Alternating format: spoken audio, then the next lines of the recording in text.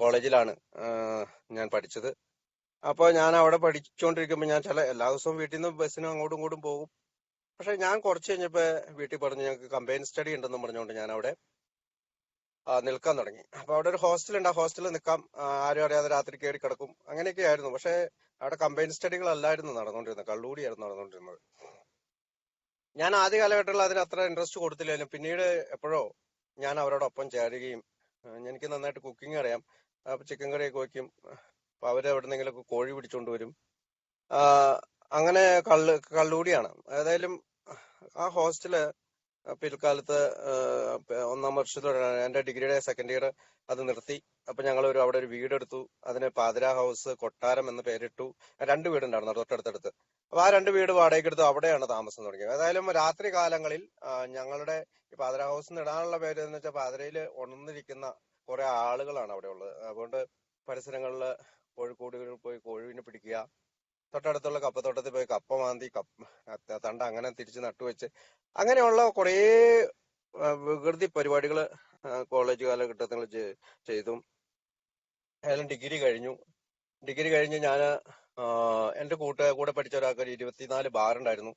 അപ്പൊ അയാൾ എന്നോട് പറഞ്ഞു, എന്റെ കൂട്ടുകാരനാണ്, അപ്പൊ അവൻ പറഞ്ഞു, നീ ഏതായാലും വീട്ടിൽ ചുമ്മിരിക്കല്ലേ, ഞങ്ങളുടെ ഒരു ബാറിൽ അസിസ്റ്റന്റ് മാനേജറായിട്ട് കയറി കണക്കൊക്കെ പഠിക്കാം, അതിന് മാനേജറാവാം. അപ്പൊ അന്നൊക്കെ എന്താണ് ജീവിതത്തിന് ഒരു ലക്ഷ്യമില്ല, ഇങ്ങനെ പോവാണ്, എന്ത് പരിപാടി ചെയ്താലും ഇപ്പൊ കിട്ടിയാലും ചെയ്യും. എന്റെ ഇടയ്ക്കൊക്കെ ഞാൻ പ്രീ ഡിഗ്രിയുടെ സമയത്ത് ഈ ചെമ്മീനൊക്കെ എറണാകുളത്ത് പോയി എടുത്തുകൊണ്ട് വന്നിട്ട് പ്രോൺസ് ചെറിയ പാക്കറ്റിൽ, ഇത് പഴയ ആളുകൾക്ക് അറിയാം, ഈ ബാറിലൊക്കെ പ്രോൺസ് കൊണ്ട് കൊടുക്കും. അപ്പൊ 1 രൂപയ്ക്ക് കൊണ്ട് കൊടുക്കും, 3 രൂപയ്ക്ക് അവർ വിൽക്കും. അങ്ങനെ നമുക്ക് നല്ല ലാഭത്തിലൊക്കെ അങ്ങനെ അങ്ങനെ പിന്നെ ആൽഫ അസോസിയേഷൻ എന്ന് പറഞ്ഞുകൊണ്ട് ഞാനൊരു ഏജൻസി നടത്തി. അങ്ങനെ അങ്ങനെ അപ്പൊ എന്തും ചെയ്യാൻ മടിയില്ലാത്ത ഒരു ആറ്റിറ്റ്യൂഡായിരുന്നു എനിക്ക്. ഏതായാലും ഞാൻ ബാറിൽ അസിസ്റ്റന്റ് മാനേജറായിട്ട് കയറി കണക്കുകൾ പഠിക്കാൻ തുടങ്ങി. ഞാന് മറ്റൊരു ബാറിലേക്ക് പോയി കഴിഞ്ഞപ്പോ ആ ബാറിലെ മാനേജർ കീ എന്നെ ഏൽപ്പിച്ചിട്ട് വീട്ടിൽ പോകും. എല്ലാ ദിവസവും എന്നെ കീ ഏൽപ്പിക്കും. കീ ഏൽപ്പിച്ചിട്ട് വീട്ടിൽ പോകും. ഇയാളുടെ റീസെന്റ് ആയിട്ട് കല്യാണം കഴിച്ചുകൊണ്ടാണ് അങ്ങനെ പുള്ളി പോകാനുള്ള കാരണം. ആരും അറിയാം, മുതലാളി അറിയാണ്ടാണ് പോണത്. അപ്പൊ എന്നോട് പറയും, നീ ബാറ് നോക്കിക്കൊള്ളണം, എല്ലാ കാര്യങ്ങളും നോക്കണം. അപ്പൊ എനിക്ക് നിങ്ങളൊന്ന് ആലോചിച്ച് നോക്കൂ, ഒരു കുടിയനായ എനിക്ക് ഒരു ബാറിന്റെ എല്ലാ ആനുകൂല്യങ്ങളും, അതായത് എനിക്ക് ആ ബാറിൽ എല്ലാ സ്വാതന്ത്ര്യം കിട്ടി. ഞാൻ രാത്രി ഇച്ചിരി ലേറ്റ് ആവുമ്പോ ബാർ കൗണ്ടറിൽ തുറന്ന് ആരും അറിയാതെ ഞാൻ അവിടെ കയറി ഓരോ കുപ്പിയിൽ നിന്നും എനിക്ക് ആവശ്യമുള്ള മദ്യം ഊറ്റിയെടുക്കും, ഞാൻ കുടിക്കും. അതിനനുസരിച്ച് വെള്ളം ചേർത്ത് വെക്കും. കാരണം രാത്രിയും പകലും അവിടെ പെഗ് മെഷർ ചെയ്യും. ഈ കുടി അങ്ങനെ തുറന്നുകൊണ്ടിരുന്നു. ഞാൻ ഏകദേശം 2 വർഷത്തോളം ബാറിലുണ്ടായിരുന്നു. ഞാൻ വളരെ മെലിഞ്ഞിട്ടൊരാളായിരുന്നു. ഞാൻ വണ്ണം വെക്കാൻ തുടങ്ങി.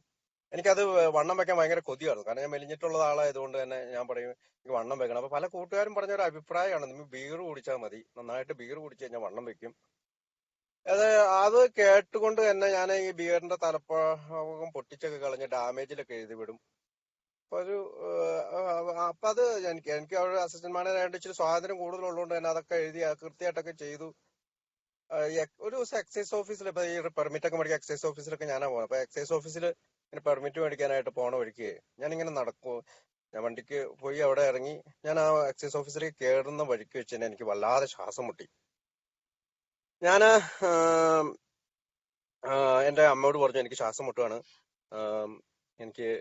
അപ്പൊ പറഞ്ഞു, നീ വാ ഡോക്ടറെ കാണിക്കാം. അപ്പൊ എന്റെ ഫാദർ മാത്രം, ഞാൻ ആദ്യം പറഞ്ഞ ഒരു പ്രൈവറ്റ് ഹോസ്പിറ്റലിലാണ് ജോലി ചെയ്യണത്. അപ്പൊ അവര് എന്നെ വിളിച്ചു. ഞാൻ അന്ന് അവധിയെടുത്ത് ഞാൻ ആ ഹോസ്പിറ്റലിൽ ചെന്ന് ഡോക്ടറെ കണ്ടു.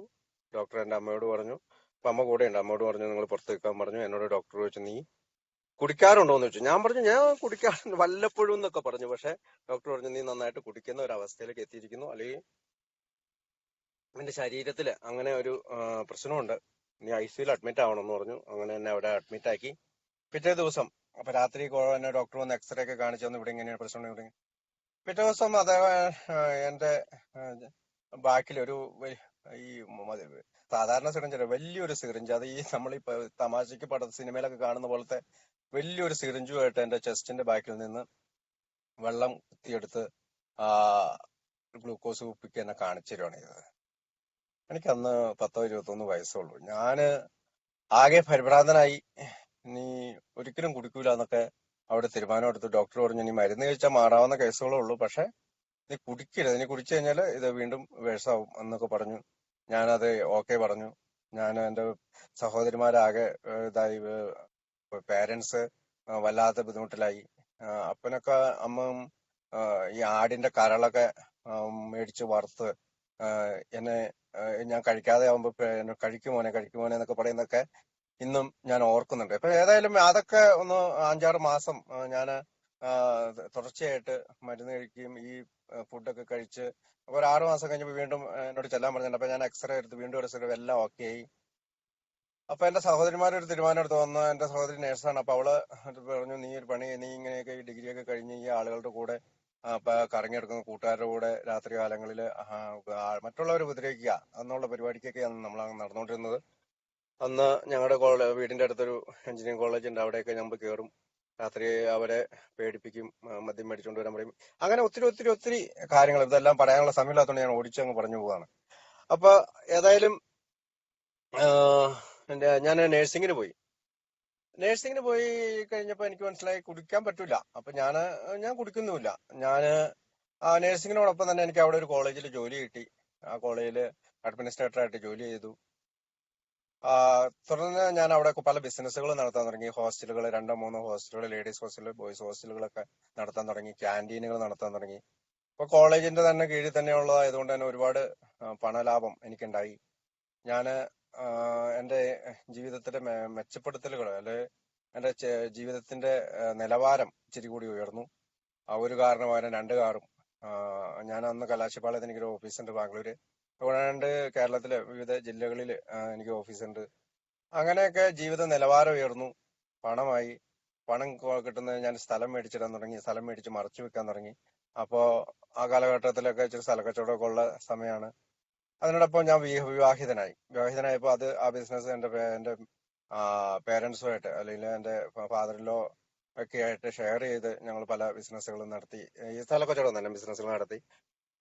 അപ്പൊ അവര് തന്നെ ഒരുപാട് സഹായിച്ചു. എന്റെ വീട്ടുകാരും ഒക്കെ സഹായിച്ചു. അവരും അവരുടെ വീടിന്റെ അടുത്തും, അതായത് എന്റെ സ്വന്തം വീടിന്റെ അടുത്തും ഒക്കെ സ്ഥലം മേടിച്ചിടാനൊക്കെ തുടങ്ങി. ഏതായാലും ജീവിതത്തിന്റെ നിലവാരം മെച്ചപ്പെട്ടു. ഒരു ദിവസം ഇപ്പൊ എന്റെ കൂടെ കൂട്ടുണ്ട്, ഒരുപാട് പേര് കൂട്ടുണ്ട്. ഞാൻ മദ്യം നിർത്തിയിരിക്കുകയാണ്. കോളേജില് ഞാൻ കുറെ പേര് ജോലിക്ക് തന്നെ കോളേജിൽ തന്നെ ക്യാൻറ്റീൻ നടത്തുന്നതുകൊണ്ട് അവിടെ കുക്കായിട്ടും സഹായിക്കുന്നതായിട്ടും ബസ് ഡ്രൈവറായിട്ടും ഒക്കെ നാട്ടിൽ നിന്ന് ഒരുപാട് പേര് അപ്പോയിന്റ് ചെയ്തിട്ടുണ്ട്. അപ്പൊ എന്റെ കൂടെ ഒരു 10-25 മലയാളീസ് ഉണ്ട്.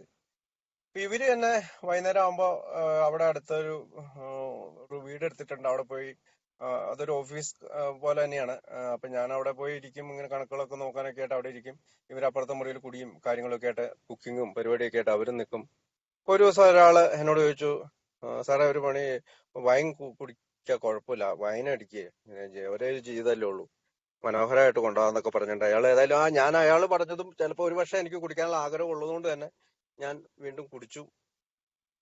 ഞാൻ കുടിച്ച് പിറ്റേ ദിവസം വീണ്ടും അയാളോട് ഒരെണ്ണം മേടിച്ചുകൊണ്ട് വരാൻ പറഞ്ഞു.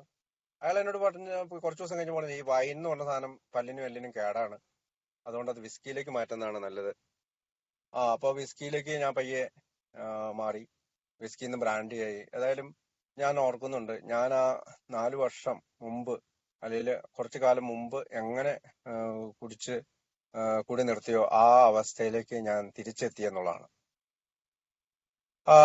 അതങ്ങനെ തുറന്നുകൊണ്ടിരുന്നു. എനിക്ക് യാതൊരുവിധ നിയന്ത്രണം ഇല്ലാതെയായി. വീട്ടിൽ താമസിച്ചെത്തുക, രാത്രിയൊക്കെ 2 മണി 3 മണിയാകുമ്പോൾ വീട്ടിൽ താമസിച്ചെത്തുക, കാറ് ഓടിച്ചുകൊണ്ട് പോയി, പുതിയ കാറൊക്കെ ആണെങ്കിൽ കാർ ഓടിച്ചുകൊണ്ട് വല്ല കാനെ കൊണ്ടിടും, പിറ്റേ ദിവസം ട്രാക്ടറിന് വലിച്ചു കയറ്റും. അങ്ങനെ ഒത്തിരി പ്രശ്നങ്ങള്. വൈഫ് എന്നോട് പറയുന്നുണ്ട് കുടി നിർത്തണം, കുടി പ്രശ്നമാണെന്നുള്ളത്. അപ്പൊ ഞാൻ ഇവളോട് പറയും, നീ ഇന്ന് വീട്ടിൽ പൊക്കോളാൻ പറഞ്ഞ് ബാംഗ്ലൂരിൽ നിന്ന് വീട്ടിലേക്ക് പറഞ്ഞു വിടും. അപ്പൊ എനിക്ക് സർവ്വസ്വാതന്ത്ര്യമായി. ഞാനപ്പൊ ഇച്ചിരിയും കൂടി കൂടാൻ തുടങ്ങി. രാത്രി കാലങ്ങളില് ബ്രാൻഡി അന്വേഷിച്ച് നടക്കാൻ തുടങ്ങി. അന്നൊക്കെ രാത്രി കിളിവാതിൽ എന്ന് പറഞ്ഞ പരിപാടി ഉണ്ട്. ബ്രാൻഡി കടയുടെ പുറകിലോ ബാറിന്റെ പുറകിലൊക്കെ ഒരു കിളിവാതിലുണ്ടാവും. അവിടെ പോയി മുട്ടിക്കഴിഞ്ഞാൽ നമുക്ക് മദ്യം കിട്ടും.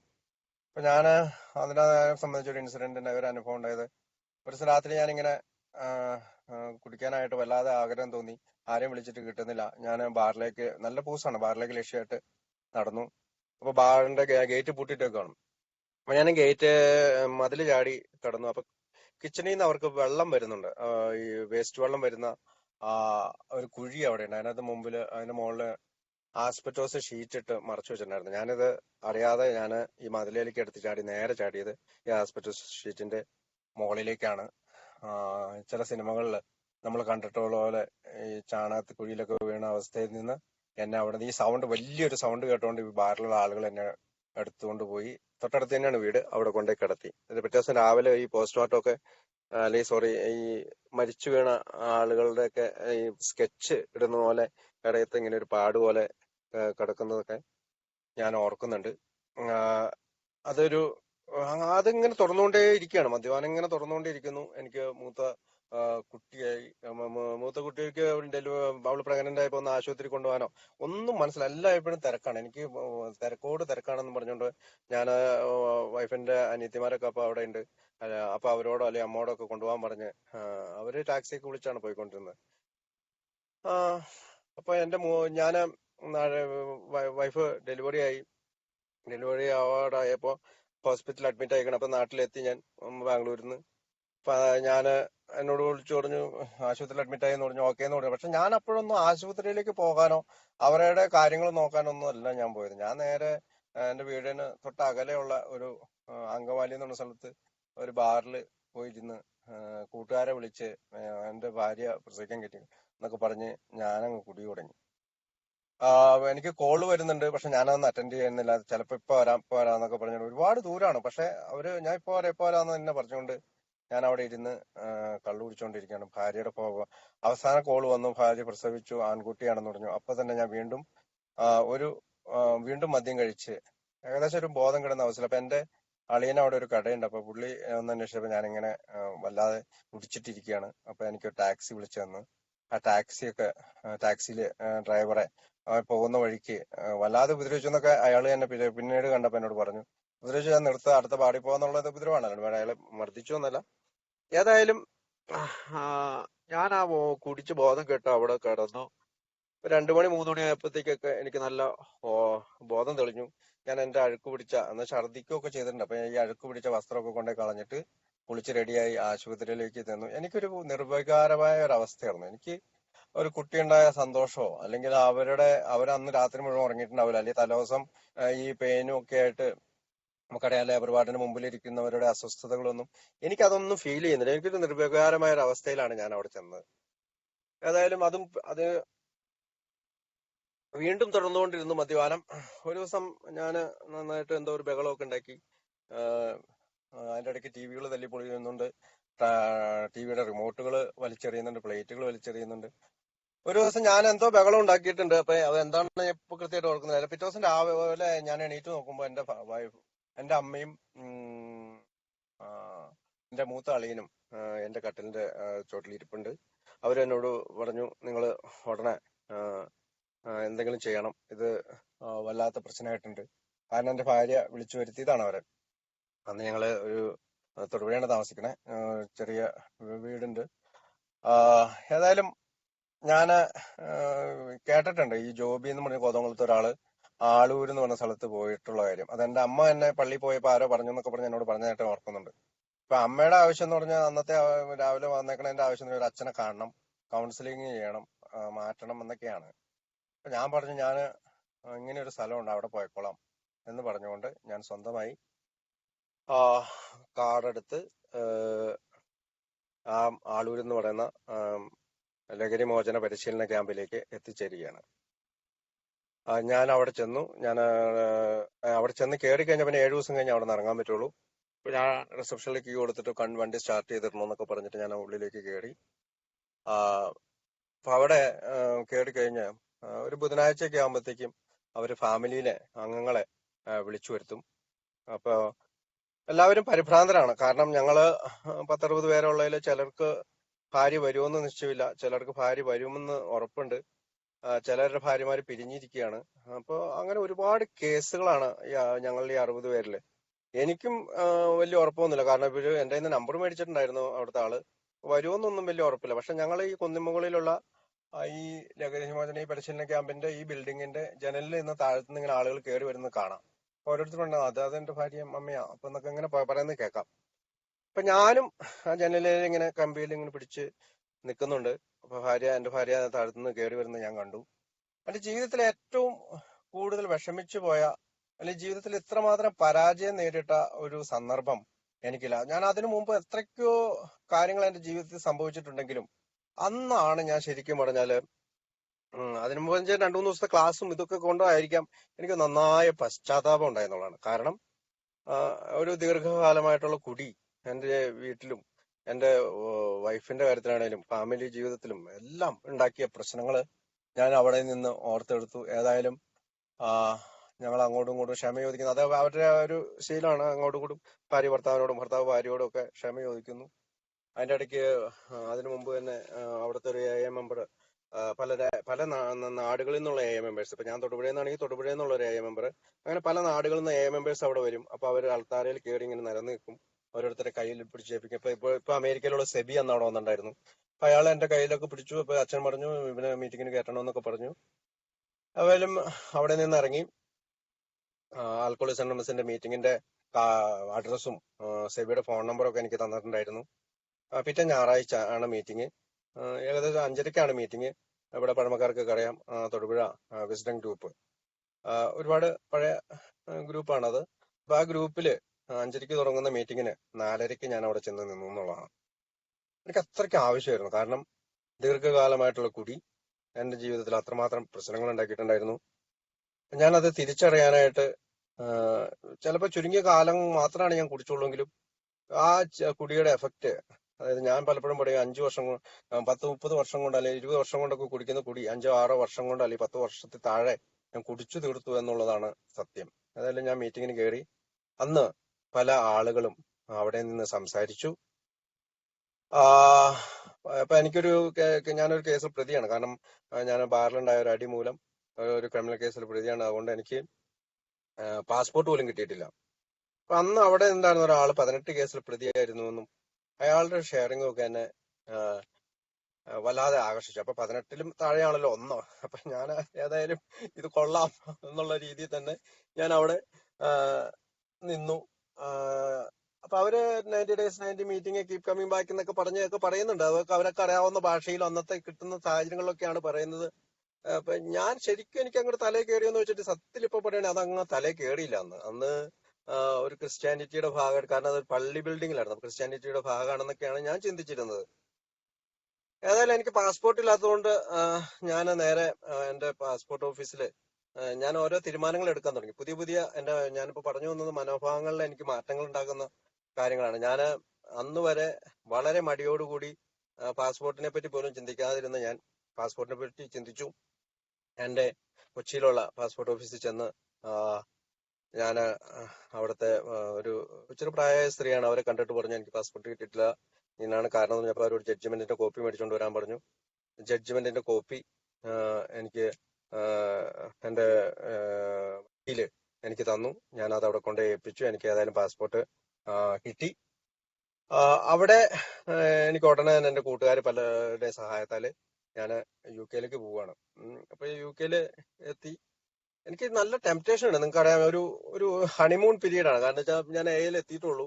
അതിനെ പറ്റി വലിയ കാര്യങ്ങളൊന്നും അറിയത്തില്ല. എനിക്ക് ബിഗ് ബുക്ക് പോലും അന്ന് എനിക്ക് കിട്ടിയതായിട്ട് ഞാൻ ഓർക്കുന്നില്ല. അതായാലും ഞാൻ അല്ലെങ്കിൽ അതിനകത്ത് വലിയ ശ്രമം നടത്തിയിട്ടില്ല. അവിടെ ബിഗ് ബുക്ക് ഇല്ലാത്തതുകൊണ്ടല്ല, ഞാൻ അതിനകത്തൊന്നും വലിയ ശ്രമം നടത്തിയിട്ടില്ല. ഇവർ പറയുന്ന കാര്യങ്ങളൊക്കെ വളരെ അശ്രദ്ധമായിട്ട് തന്നെയാണ് ഞാൻ എന്റെ മനസ്സിൽ വിചാരിച്ച് അല്ലെങ്കിൽ കൊണ്ടു കടന്നിരുന്നത്. വളരെ നല്ല രീതിയിൽ കഷ്ടപ്പെടുന്നുണ്ടായിരുന്നു. കാരണം എന്റെ പഴയ ആളുകളൊക്കെ ഒരുപാട് രീതിയിൽ എന്നോട് സംസാരിക്കാനും എന്റെ വീട്ടിൽ വരാനും ഞാൻ അവരുടെ വീട്ടിൽ എന്നെ കൊണ്ടുപോകാനൊക്കെ ഞാൻ ശ്രമിക്കുന്നതൊക്കെ ആയിട്ട്, പ്രത്യേകിച്ച് ഞങ്ങൾ അന്നത്തെ കാലത്തുണ്ടായിരുന്ന പഴമക്കാര് ശ്രമിച്ചിരുന്നതായിട്ട് ഞാൻ ഓർക്കുന്നുണ്ട്. പ്രത്യേകിച്ച് രാധാകൃഷ്ണൻ ചേട്ടനൊക്കെ എല്ലാ ദിവസവും വീട്ടിൽ വരൂ ഒക്കെ ഞാൻ ഓർക്കുന്നു. ഏതായാലും അവിടെ നിന്ന് ഞാൻ പാസ്പോർട്ട് കിട്ടി. ഞാൻ UK എത്തുകയാണ്. UK ആദ്യം ഞാൻ ഒരു കടയിൽ പോയി. കടയില് ബ്രാൻഡി ഇതുണ്ട്, ലിക്വർ സ്റ്റോറും കൂടി കൂടിയാണത്. അപ്പൊ അവിടെ നിന്ന് എനിക്ക് ടെംപ്റ്റേഷൻ ഉണ്ട്, പക്ഷെ ഞാൻ കുടിച്ചില്ല. അത് കഴിഞ്ഞ ഉടനെ തന്നെ ഇപ്പൊ ഞാൻ എന്റെ പെങ്ങളോട് പറഞ്ഞു എനിക്ക് ഇവിടെ നിൽക്കാൻ പറ്റില്ല. ഞാനത് എന്റെ ഒരു കൂട്ടുകാരുടെ അടുത്താണ് പോയത്, മാഞ്ചസ്റ്റർ എന്ന സ്ഥലത്ത്. അപ്പൊ അവിടെ നിന്ന് തന്നെ നേരെ പെങ്ങളോട് പറഞ്ഞു നീ ഇങ്ങോട്ട് വാ, ഇവിടെ എവിടെയെങ്കിലും ജോലി നോക്കാന്ന് പറഞ്ഞിട്ട് ഞാൻ ഏതായാലും അവിടെ പെങ്ങളുടെ അടുത്തേക്ക് പോയി. അവിടെ ഞാൻ ജോലി ആദ്യം കിട്ടിയത് അവിടെ ഒരു കടയിൽ ആദ്യം ജോലി കിട്ടിയത്, ഒരു സൂപ്പർ സ്റ്റോർ, മലയാളി സൂപ്പർ സ്റ്റോറാണ്. അപ്പൊ ഇയാളാണെങ്കിൽ എല്ലാ ദിവസവും ഒരു കുപ്പിയായിട്ട് വരും, കുടിക്കും. ഇയാളുടെ ഭാര്യ മക്കളെല്ലാം അവിടുത്തെ കമ്മ്യൂണിറ്റി പോലീസുകാരൊക്കെ എടുത്തുകൊണ്ട് പോയതാണ്. കാരണം ഇയാളുടെ കുടി മൂലം വീട്ടിൽ വലിയ പ്രശ്നമാണ്. പക്ഷെ ആ കടയിൽ തന്നെയാണ് ഞാൻ നിൽക്കണേ. ഇയാൾ ഇങ്ങനെ മേടിച്ചോണ്ട് വരുന്നതും എന്നെ വിട്ടിട്ട് ഒരു കുപ്പി മേടിച്ചോണ്ട് പോടാന്നൊക്കെ പറയുന്നതൊക്കെ ഞാൻ ഓർക്കുന്നുണ്ട്. പയ്യെ പയ്യെ എന്റെ മദ്യാസക്തി ഉണരാൻ തുടങ്ങി. എനിക്ക് കുടിക്കണമെന്ന് ആഗ്രഹമുണ്ട്. അതുകൂടാതെ മറ്റൊരു കാര്യമുള്ള എന്റെ പെങ്ങടെ ഭർത്താവും കുടിക്കും. അപ്പൊ അവരുടെ രണ്ടാം നിലയിലാണ് ഞാൻ താമസിച്ചുകൊണ്ടിരിക്കണേ. എനിക്ക് ഇവര് പുള്ളി കുടിക്കുന്ന പറഞ്ഞിട്ട് മിതമായി കുടിച്ച് അന്നത്തെ കാലത്ത് മിതമായിട്ടൊക്കെ കുടിച്ച് പാട്ടൊക്കെ വെച്ചിട്ടിരിക്കുമ്പോൾ എനിക്ക് ടെംപ്ടേഷൻ ഒക്കെ ഉണ്ട്. ഏതായാലും ഞാൻ എന്റെ ചികിത്സാ കേന്ദ്രത്തിലേക്ക് ഒരു കോൾ ചെയ്യാണ്. ഞാൻ പറഞ്ഞു എനിക്ക് ചെറിയ പ്രശ്നമുണ്ട്, കുടിക്കാൻ തോന്നുവാണ്. അപ്പൊ അയാളാണ് എന്നോട് പറഞ്ഞത് ആൽക്കഹോളിക്സ് അനോണിമസ് എന്ന് പറയുന്നത് ലോകം മുഴുവനും. നീ ഗൂഗിളിൽ സെർച്ച് കഴിഞ്ഞാല് നിനക്ക് ഈ ആളുകളെ കണ്ടുപിടിക്കാൻ പറ്റുമെന്ന് പറഞ്ഞു. ഞാൻ ഏതായാലും ഗൂഗിളിൽ സെർച്ച് ചെയ്തു. ആൽക്കഹോളിക്സ് അനോണിമസിന്റെ ബെൽഫാസ്റ്റ് ഓഫീസിലെ നമ്പർ കിട്ടി. ഞാൻ ബാങ്കർ എന്ന് പറയുന്ന സ്ഥലത്ത് എന്റെ മീറ്റിംഗ് റൂമിലേക്ക് പോകാൻ തയ്യാറാകുകയാണ്. അന്ന് എനിക്ക് ഒരു 20 പൗണ്ട് കൊടുത്ത ഒരു പഴയ സൈക്കിൾ എന്റെ കയ്യിലുള്ളൂ.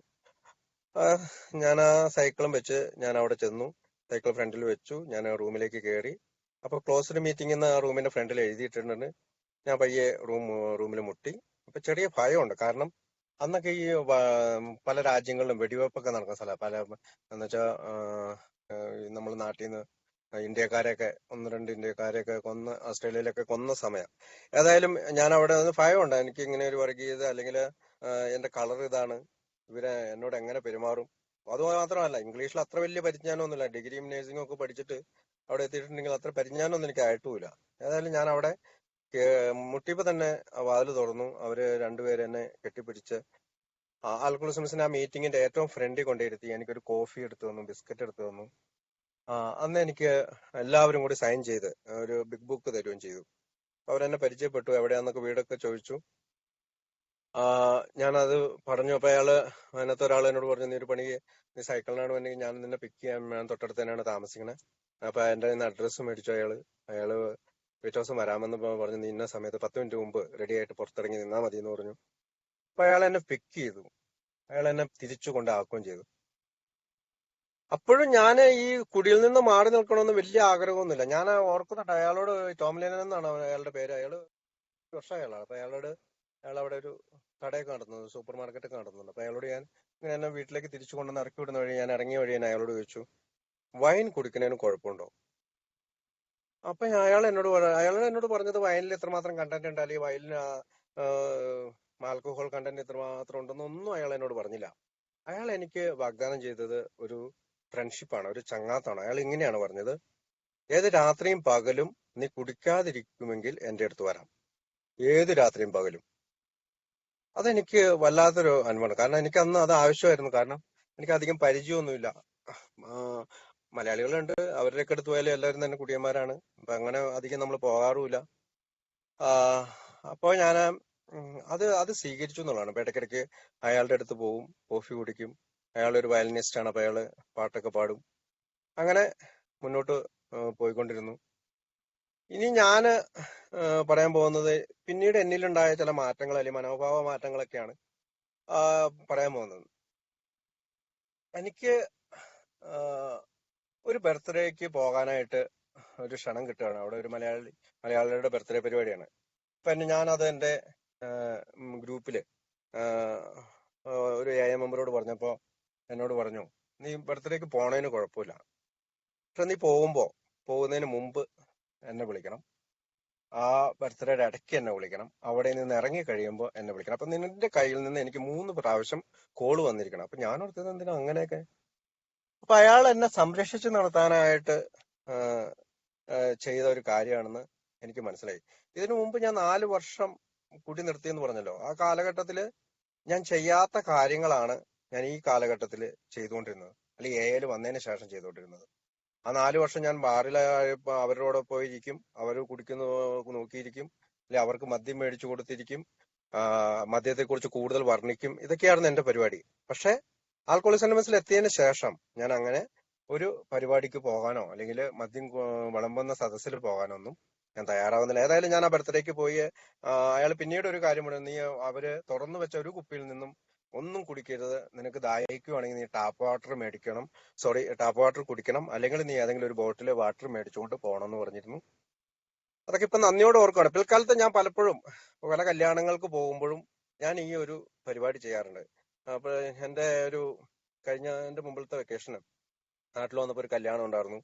കല്യാണത്തിന് വന്നപ്പോ അവിടെ ഒക്കെ കുപ്പിയാണ്. അപ്പൊ ഞാനിങ്ങനെ വന്നൊക്കെ വേണം, അപ്പൊ എല്ലാവരും അടിക്കുന്നില്ലേ പുറകിലേക്ക് വാ എന്നൊക്കെ പറയുമ്പോ ഞാനത് 2-3 പ്രാവശ്യം എന്റെ ഗ്രൂപ്പിലുള്ള ആളുകളെ ഞാൻ വിളിച്ച്, ഞാൻ ഇന്ന് കല്യാണത്തിന് നിൽക്കുകയാണ് എന്നൊക്കെ പറഞ്ഞ് വിളിച്ചതായിട്ട് ഞാൻ ഓർക്കുന്നുണ്ട്. 2-3 പ്രാവശ്യം വിളിച്ചു. അത് എന്റെ ആവശ്യമാണ്. കാരണം എത്ര വർഷം കഴിഞ്ഞാലും കുടിയിൽ നിന്ന് നമ്മൾ സുഖപ്പെടുന്നില്ല, അല്ലെങ്കിൽ കുടിയിൽ നിന്ന് നമ്മൾ മാറ്റപ്പെടുന്നില്ല എന്നതിന്റെ ഏറ്റവും വലിയ എന്റെ മുമ്പിൽ അങ്ങനെ ഒരുപാട് തെളിവുകളുണ്ട്. 13 വർഷം കുടിച്ചവരും 13 വർഷം കഴിഞ്ഞിട്ട് കുടിച്ചവരും 32 വർഷം കഴിഞ്ഞ് കുടിച്ചവരെയൊക്കെ ഞാൻ ആൽക്കഹോളിക് അനോണിമസിന്റെ കണ്ടിട്ടുണ്ട്. ഏതായാലും ഞാൻ ആ ഒരു കാര്യം തുടർന്ന് ചെയ്യാൻ പോയി. എല്ലാ ദിവസവും മീറ്റിങ്ങിന് പോകണമോ എന്ന് ചോദിക്കണേ, എന്റെ ആ മനോഭാവത്തിന് മാറ്റം ഉണ്ടായെന്ന് വെച്ചാൽ ഞാൻ അവിടെ 55 വർഷവും 40 വർഷവും 30 വർഷവും 18 വർഷവും 14 വർഷക്കാരൊക്കെ എല്ലാ ദിവസവും മീറ്റിങ്ങിന് പോകുന്നവർ കണ്ടിട്ടുണ്ട്. രാവിലെ 12:30ക്കും വൈകിട്ട് 8 മണിക്കും മീറ്റിങ്ങിന് ചെല്ലുമ്പോഴും 2 മീറ്റിങ്ങിന് മന്നവരെയും കണ്ടിട്ടുണ്ട്. അപ്പൊ സ്ഥിരമായി മീറ്റിങ്ങിന് പോകേണ്ടതിന്റെ ആവശ്യം, ഞാൻ സ്ഥിരമായി ബാറിൽ ആയതുകൊണ്ടാണ്, ഞാൻ സ്ഥിരമായി ബ്രാൻഡിക്കടയിൽ പോയിരുന്നവനായതുകൊണ്ടാണ്. ഇതൊരു ആത്മീയ പരിപാടിയാണ്. ഇതൊരു മതപരമായ സംഘടനയല്ല, പക്ഷെ ഇതൊരു ആത്മീയ പരിപാടിയാണ്. നമുക്കറിയാം, പലപ്പോഴും നമ്മുടെ സ്പീക്കർമാരൊക്കെ പറയാറുണ്ട്, ഇതൊരു ആത്മാവുമായി ബന്ധപ്പെട്ട പരിപാടിയാണ്. ശരീരത്തിന്റെയും മനസ്സിന്റെയും കാര്യങ്ങൾ നമ്മൾ ഡോക്ടറുടെ അഭിപ്രായത്തിലും ബില്ലിന്റെ കഥയിലും ഒക്കെ വായിക്കുമ്പോൾ നമ്മൾ പഠിക്കുന്നുണ്ട്. പക്ഷെ ഇതൊരു ആത്മാവുമായിട്ടാണ് കൂടുതൽ റിലേറ്റഡ് ആയിട്ട്. കാരണം അതിനകത്തൊരു സുസ്ഥിതി പാലിക്കുമ്പോഴാണ് എനിക്ക് കുടിയിൽ നിന്ന് മാറി നിൽക്കാൻ പറ്റുള്ളൂ. അത് എല്ലാ ദിവസവും പാലിക്കണം. ഒരു ദിവസം ഞാൻ വന്നു, കേട്ടു, അത് തുടർച്ചയുണ്ടാകണമെങ്കിൽ സ്ഥിരമായ മീറ്റിങ്ങിൽ ഞാൻ പങ്കെടുക്കണം.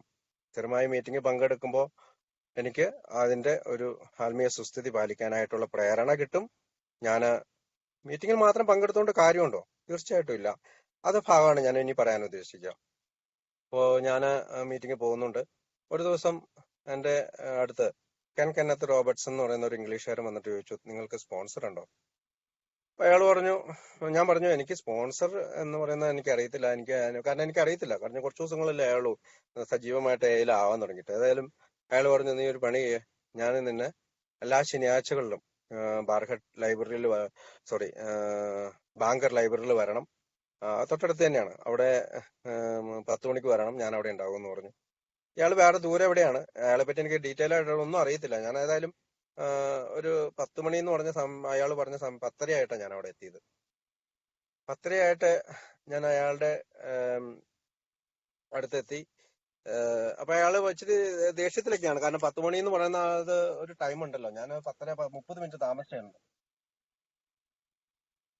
അതെന്നെ അയാൾക്ക് വെച്ച് ദേഷ്യമൊക്കെ ഉണ്ടാക്കി. പക്ഷെ ഞാനതൊന്നും മൈൻഡ് ചെയ്യുന്നില്ല. കാരണം ഞാന് എല്ലാ സമയങ്ങളിലും എന്ത് അപ്പോയിന്റ്മെന്റ് ഉണ്ടെങ്കിലും അതുവരെ ഒരു ഡിസിപ്ലിൻ പാലിക്കാത്ത ആളായിരുന്നു, അച്ചടക്കം പാലിക്കാത്ത ആളായിരുന്നു. ഏതായാലും 10:30 ഞാൻ അവിടെ എത്തി. അയാൾ പല കാര്യങ്ങളും പറയാൻ തുടങ്ങി.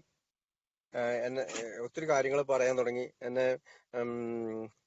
എനിക്ക് 1-ാം പടിയും 2-ാം പടിയും 3-ാം പടിയും ഒക്കെ കാണിച്ച് ബുക്കിലൂടെ വരച്ച്, ബിഗ് ബുക്കിലൊക്കെ വരച്ചൊക്കെ കാണിച്ചിട്ടാണ് എന്നോട് സ്കെച്ച് പേന മേടിക്കണമെന്ന് പറയുന്നു.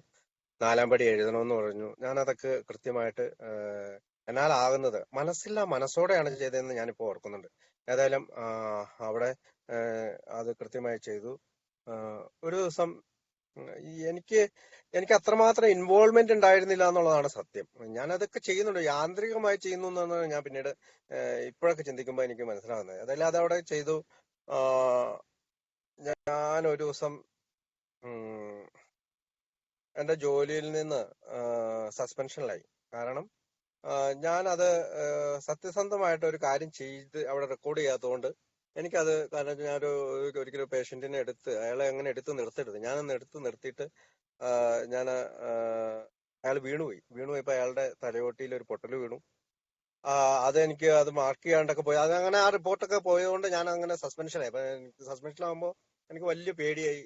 ഞാൻ ഇയാൾ പറയുന്നത് കൂടുതൽ ശ്രദ്ധിക്കാൻ തുടങ്ങി. അപ്പൊ ഇഷ്ടംപോലെ സമയമുള്ള 6 മാസം സസ്പെൻഷനിലാക്കി കഴിഞ്ഞപ്പോ ഇഷ്ടംപോലെ സമയം. ഏതായാലും രാവിലെ വൈകുന്നേരം മീറ്റിങ്ങിന് പോകാൻ തുടങ്ങി. അപ്പൊ എന്റെ മനോഭാവത്തിന് ഉണ്ടായ മാറ്റത്തിന് ഒരു കാരണം അവിടെ ഒരു എനിക്ക് അടി കിട്ടിയോണ്ടാണ്. ഞാനൊരു സസ്പെൻഷനിലായതുകൊണ്ടാണ് എന്റെ മനോഭാവത്തിൽ കുറച്ചും കൂടി മാറ്റം കിട്ടിയത്. അതിനു മുമ്പൊക്കെ പലരും എന്നോട് പറയുമായിരുന്നു, മീറ്റിങ്ങിൽ ഞാൻ കേട്ടിട്ടുണ്ട്, നീ സന്തോഷവാനായിരിക്കുമ്പോൾ പ്രോഗ്രാം ചെയ്യണം, നീ സുഖമായിട്ടിരിക്കുമ്പോൾ പ്രോഗ്രാം ചെയ്യണം എന്നൊക്കെ ഞാൻ പറയുമ്പോഴും ഞാൻ അത് ചെയ്യാൻ തയ്യാറായില്ല. പക്ഷെ ഞാൻ ഇത് സസ്പെൻഷനിലായപ്പോ പ്രോഗ്രാം ഇച്ചിരി കൂടി ആത്മാർത്ഥമായിട്ട് ചെയ്യാൻ തുടങ്ങി. ഞാൻ പേടിയുണ്ട് എനിക്ക് തിരിച്ച് ജോലി കയറാൻ പറ്റുമെന്ന്. പക്ഷെ ഞാൻ അയാള് പറയുന്നത് 10 മണിയൊക്കെ എന്ന് പറഞ്ഞ 10 മണിക്ക് എത്താൻ തുടങ്ങി. അതിന് പ്രേരണയായ മറ്റൊരു കാരണം കൂടി എനിക്ക് ഞാൻ പറയാം. ഏകദേശം 8 മണി ആകാറായി. ഞാൻ മറ്റൊരു കാരണം കൂടി പറയാം. അതായത് അയാള് ഈ 10 മണിക്ക് ഇയാൾ ഇവിടെ വരുന്നുണ്ട്. ഞാനൊരു ദിവസം ഇങ്ങനെ ശനിയാഴ്ച ലീവ് എടുത്ത് അടുത്തുള്ള ബീച്ചിൽ പോകുമ്പോ ഇയാളുടെ കാർ അവിടെ കിടപ്പുണ്ട്. ഞാൻ ഒരു നീല കാറാണ്, അപ്പൊ എനിക്കറിയാം അയാളുടെ കാറ്. അപ്പൊ ഞാൻ അയാളുടെ കാറിന്റെ പുറകു വശത്തേക്ക് ഇങ്ങനെ എത്തി നോക്കിയപ്പോ ഞാൻ അയാളോടൊന്നും മിണ്ടുന്നില്ല. അപ്പൊ ഇയാൾ ഒരു ബിഗ് ബുക്ക് വായിച്ചുകൊണ്ട് ഏറ്റവും ഫ്രണ്ടിൽ ഇയാൾ വളരെ കെയർഫുൾ ആയിട്ട് ബിഗ് ബുക്ക് വായിച്ചുകൊണ്ടിരിക്കുന്നു. ഞാൻ കാറിന്റെ പുറകെ നോക്കിയപ്പോ അയാളുടെ പാത്രങ്ങളും ബെഡും കാര്യങ്ങളും എല്ലാം ആ കാറിന്റെ ഉള്ളിലുണ്ട്. ഞാൻ തിരിച്ച് അന്നത്തെ വൈകുന്നേരത്തെ മീറ്റിങ്ങിന് ചെന്നിട്ട് ഞാൻ പലരോടും ചോദിച്ചു, ഈ കെന്നത്ത് റോബർട്ട്സൺ എന്താ പരിപാടി, ഞാൻ ബീച്ചിൽ ഇങ്ങനെ കണ്ടുള്ളൂ. അപ്പൊ അന്നേരമാണ് അയാളെ പറ്റി ഞാൻ അറിയുന്നത്. അയാള് ഞങ്ങളുടെ അവിടുന്ന് 10-20 മൈൽ അപ്പുറമുള്ള ബെൽഫാസ്റ്റ് എന്ന് പറഞ്ഞ ഒരു സ്ഥലത്താണ് താമസിക്കുന്നത്. അയാള് വീട് വാടകയ്ക്ക് കൊടുത്തിരുന്നു. അപ്പൊ അവര് വാടകക്കാരുമായിട്ടൊക്കെ എന്താ പ്രശ്നമുണ്ട്. അയാൾക്ക് വീടില്ല. അയാള് ഗവൺമെന്റിൽ നിന്ന് കിട്ടുന്ന തുച്ഛമായ വരുമാനം കൊണ്ടാണ് ജീവിക്കുന്നത്. അപ്പൊ എനിക്ക് മനസ്സിലായി അയാള് ഒരുപാട് ദൂരെ നിന്ന് പണം ചെലവഴിച്ച് എന്നെ കാണാൻ വന്നതാണെന്ന്. അപ്പൊ എനിക്ക് ഇച്ചിരിയും കൂടി അതിനോട്ട് ഒരു ആവേശം തോന്നി. ഏതായാലും അയാൾ 10 മണിന്ന് പറഞ്ഞപ്പോ ഞാൻ പറഞ്ഞു 10 മണിക്ക് തന്നെ പോകാൻ തുടങ്ങി. മറ്റൊരു ഇൻസിഡന്റ് ഉണ്ടായെന്ന് വെച്ചാല്, ഞാനൊരു ദിവസം ഇയാളുടെ ഒപ്പം ഈ പടികൾ ചെയ്യുന്നതിന്റെ ഇടയില് ഞാനിങ്ങനെ എല്ലാം സംസാരിച്ചൊക്കെ കഴിഞ്ഞ് ഇയാള് അന്ന് സൈക്കിളിനാണ് വന്നത്. അപ്പൊ സൈക്കിൾ എടുത്തുകൊണ്ട് ഇയാൾ പുറത്തേക്ക് പോകുന്നു. ഞാൻ കാർ എടുത്തുകൊണ്ട് പുറത്തേക്ക് പോയി. ഇയാൾ ഈ സൈക്കിള് അവിടെ ഒരു പിസ്സ ഹട്ടിന്റെ മുമ്പിൽ ചാരി വെച്ചിട്ട് ഇയാൾ ഈ പിസ്സ ഹട്ടിന്റെ ഉള്ളില് പിസ്സയുടെ ആ കടയില് ഉള്ളില് മാനേജറായിട്ട് എന്തോ സംസാരിക്കുന്നതും ഇയാൾ ഈ പിസ്സ എടുത്ത് പൊതിഞ്ഞ് കൊണ്ടുപോകുന്നതൊക്കെ ഞാൻ ശ്രദ്ധിച്ചു. എന്റെ തൊട്ട് ഓപ്പോസിറ്റ് തന്നെ ഞാൻ കിടക്കുന്നുണ്ട്. അപ്പൊ എനിക്ക് മനസ്സിലായി ഇയാൾക്ക് വിശക്കുന്നുണ്ടായിരുന്നു. ഇയാൾക്കിടയിൽ ചിലപ്പോൾ ഒരു പക്ഷെ പണം ഉണ്ടാകാത്തോണ്ടോ എന്തോ ആകാം, അവിടെ ലെഫ്റ്റ് ഓവർ ആയിട്ട്, അതായത് ആരോ കഴിച്ച് ബാക്കി വെച്ചിരുന്ന പിസ്സ, വലിയൊരു പിസ്സയാണ്, കഴിച്ചു വെച്ചിരുന്ന പിസ്സയാണ് അയാൾ എടുത്തുകൊണ്ട് പോയതും അവിടെ ഇരുന്ന ഒരു നായക്കുട്ടിയോട് സംസാരിച്ചുകൊണ്ട് ഹായ് എന്നൊക്കെ പറഞ്ഞുകൊണ്ട് നായക്കുട്ടിനോട് സംസാരിച്ചുകൊണ്ട് സൈക്കിളുമായിട്ട് പോകുന്നതൊക്കെ ഞാൻ കണ്ടു. അപ്പൊ ഞാൻ പറഞ്ഞു വന്നത് ഇതാണ്, ഈ കെന്നത്ത് റോബർട്ട്സൺ എന്ന് പറയുന്നത് നമ്മളെ പോലെ തന്നെ ഒരു ഏകാരനാണ്. അദ്ദേഹം വളരെ ദൂരെ നിന്ന് പണം മുടക്കി വിശന്നിരുന്നിട്ടും എന്നോട് അന്ന് 1.5 ലക്ഷം രൂപ അല്ലെങ്കിൽ 2 ലക്ഷം രൂപ അടുത്ത ശമ്പളമുള്ള എന്നോട് ഒരു നേരത്തെ ഭക്ഷണത്തിനോ അല്ലെങ്കിൽ ഒരു നേരത്തെ കോഫിക്കോ പോലും അയാൾ ആവശ്യപ്പെടാതെ ഇന്ത്യയിൽ നിന്ന് വന്നിട്ടുള്ള ഒരു AI അംഗത്തിനെ സഹായിക്കാനായി വന്നു എന്നുള്ളതാണ് ഈ പ്രോഗ്രാമിലെ ഏറ്റവും വലിയ മഹത്വം. അതാണ് എന്നിൽ ചില മനോഭാവ മാറ്റം ഉണ്ടാക്കിയത്. ഞാൻ അന്ന് ഈ ദിവസം ഞാൻ വീണ്ടും ബിഗ് ബുക്ക് അയാള് എഴുതി തന്ന കാര്യങ്ങളൊക്കെ വായിക്കാൻ തുടങ്ങി. അയാൾ എഴുതിയ ചില ഭാഗങ്ങൾ ഇതൊക്കെയാണ്: ഡിസിപ്ലിൻ, അച്ചടക്കം, ഫെയ്ത്ത്, വിശ്വാസം ഉണ്ടായിരിക്കണം, അല്ലെങ്കിൽ പ്രവൃത്തിയില്ലാത്ത വിശ്വാസം മൃതമാണ്. പിന്നെ അയാൾ സ്പിരിച്വലി ഫിറ്റ്, ആത്മീയമായിട്ട് സുസ്ഥിതി പ്രാപിക്കണമെങ്കിൽ trust God, clean house, help others, ഈ 3 കാര്യങ്ങളും ചെയ്യണം. ഇതൊക്കെയാണ് അദ്ദേഹം അതിനകത്ത് എഴുതി വെച്ചിരുന്നത്. അത് ഞാനത് വായിച്ചു. ഏതായാലും എന്റെ ജോലി തിരിച്ചു കിട്ടി. എനിക്ക് 6 മാസത്തെ ശമ്പളത്തോടുകൂടി എനിക്ക് ജോലി കിട്ടി. ജോലിക്കിടയിലും ഞാൻ മീറ്റിങ്ങിന് കൃത്യമായി പോകാൻ തുടങ്ങി. ഞാൻ യാതൊരുവിധ മടിയും കൂടാതെ പോകാൻ തുടങ്ങി. ഞാൻ ആ മീറ്റിങ്ങിലുള്ള ചില കാര്യങ്ങളും കൂടി പറയാൻ ആഗ്രഹിക്കുകയാണ്. കാരണം 1.5 മണിക്കൂർ മീറ്റിംഗ് ആണ്. ആ മീറ്റിംഗിൽ ഇടയ്ക്ക് ഒരു 5 മിനിറ്റ് ബ്രേക്ക് ഉണ്ട്. ആ ബ്രേക്കിൽ മാത്രമാണ് ആളുകൾ പുറത്തേക്ക് പോവുള്ളൂ. അല്ലാതെ ആ മീറ്റിംഗിൽ 1954 തുടങ്ങിയ മീറ്റിംഗിൽ എല്ലാവരും ആ മീറ്റിംഗിൽ തന്നെ ഇരിക്കും. അവരാരും ഫോൺ ഉപയോഗിക്കുകയോ ഇടയ്ക്ക് കലപല വർത്തമാനങ്ങൾ പറയുകയോ മറ്റൊരാളെ ഡിസ്റ്റർബ് ചെയ്യുന്നൊന്നും കണ്ടില്ല. അതൊക്കെ നല്ലൊരു സിസ്റ്റമാറ്റിക് ആയിട്ട് പോകുന്ന പോലെയൊക്കെ എനിക്ക് തോന്നി. ഏതായാലും ഞാൻ ഇടയ്ക്കൊക്കെ വെക്കേഷന് നാട്ടിൽ വരും. അപ്പോഴും ഞാൻ എൻ്റെ നാട്ടിലുള്ള മീറ്റിങ്ങിനൊക്കെ പോകും.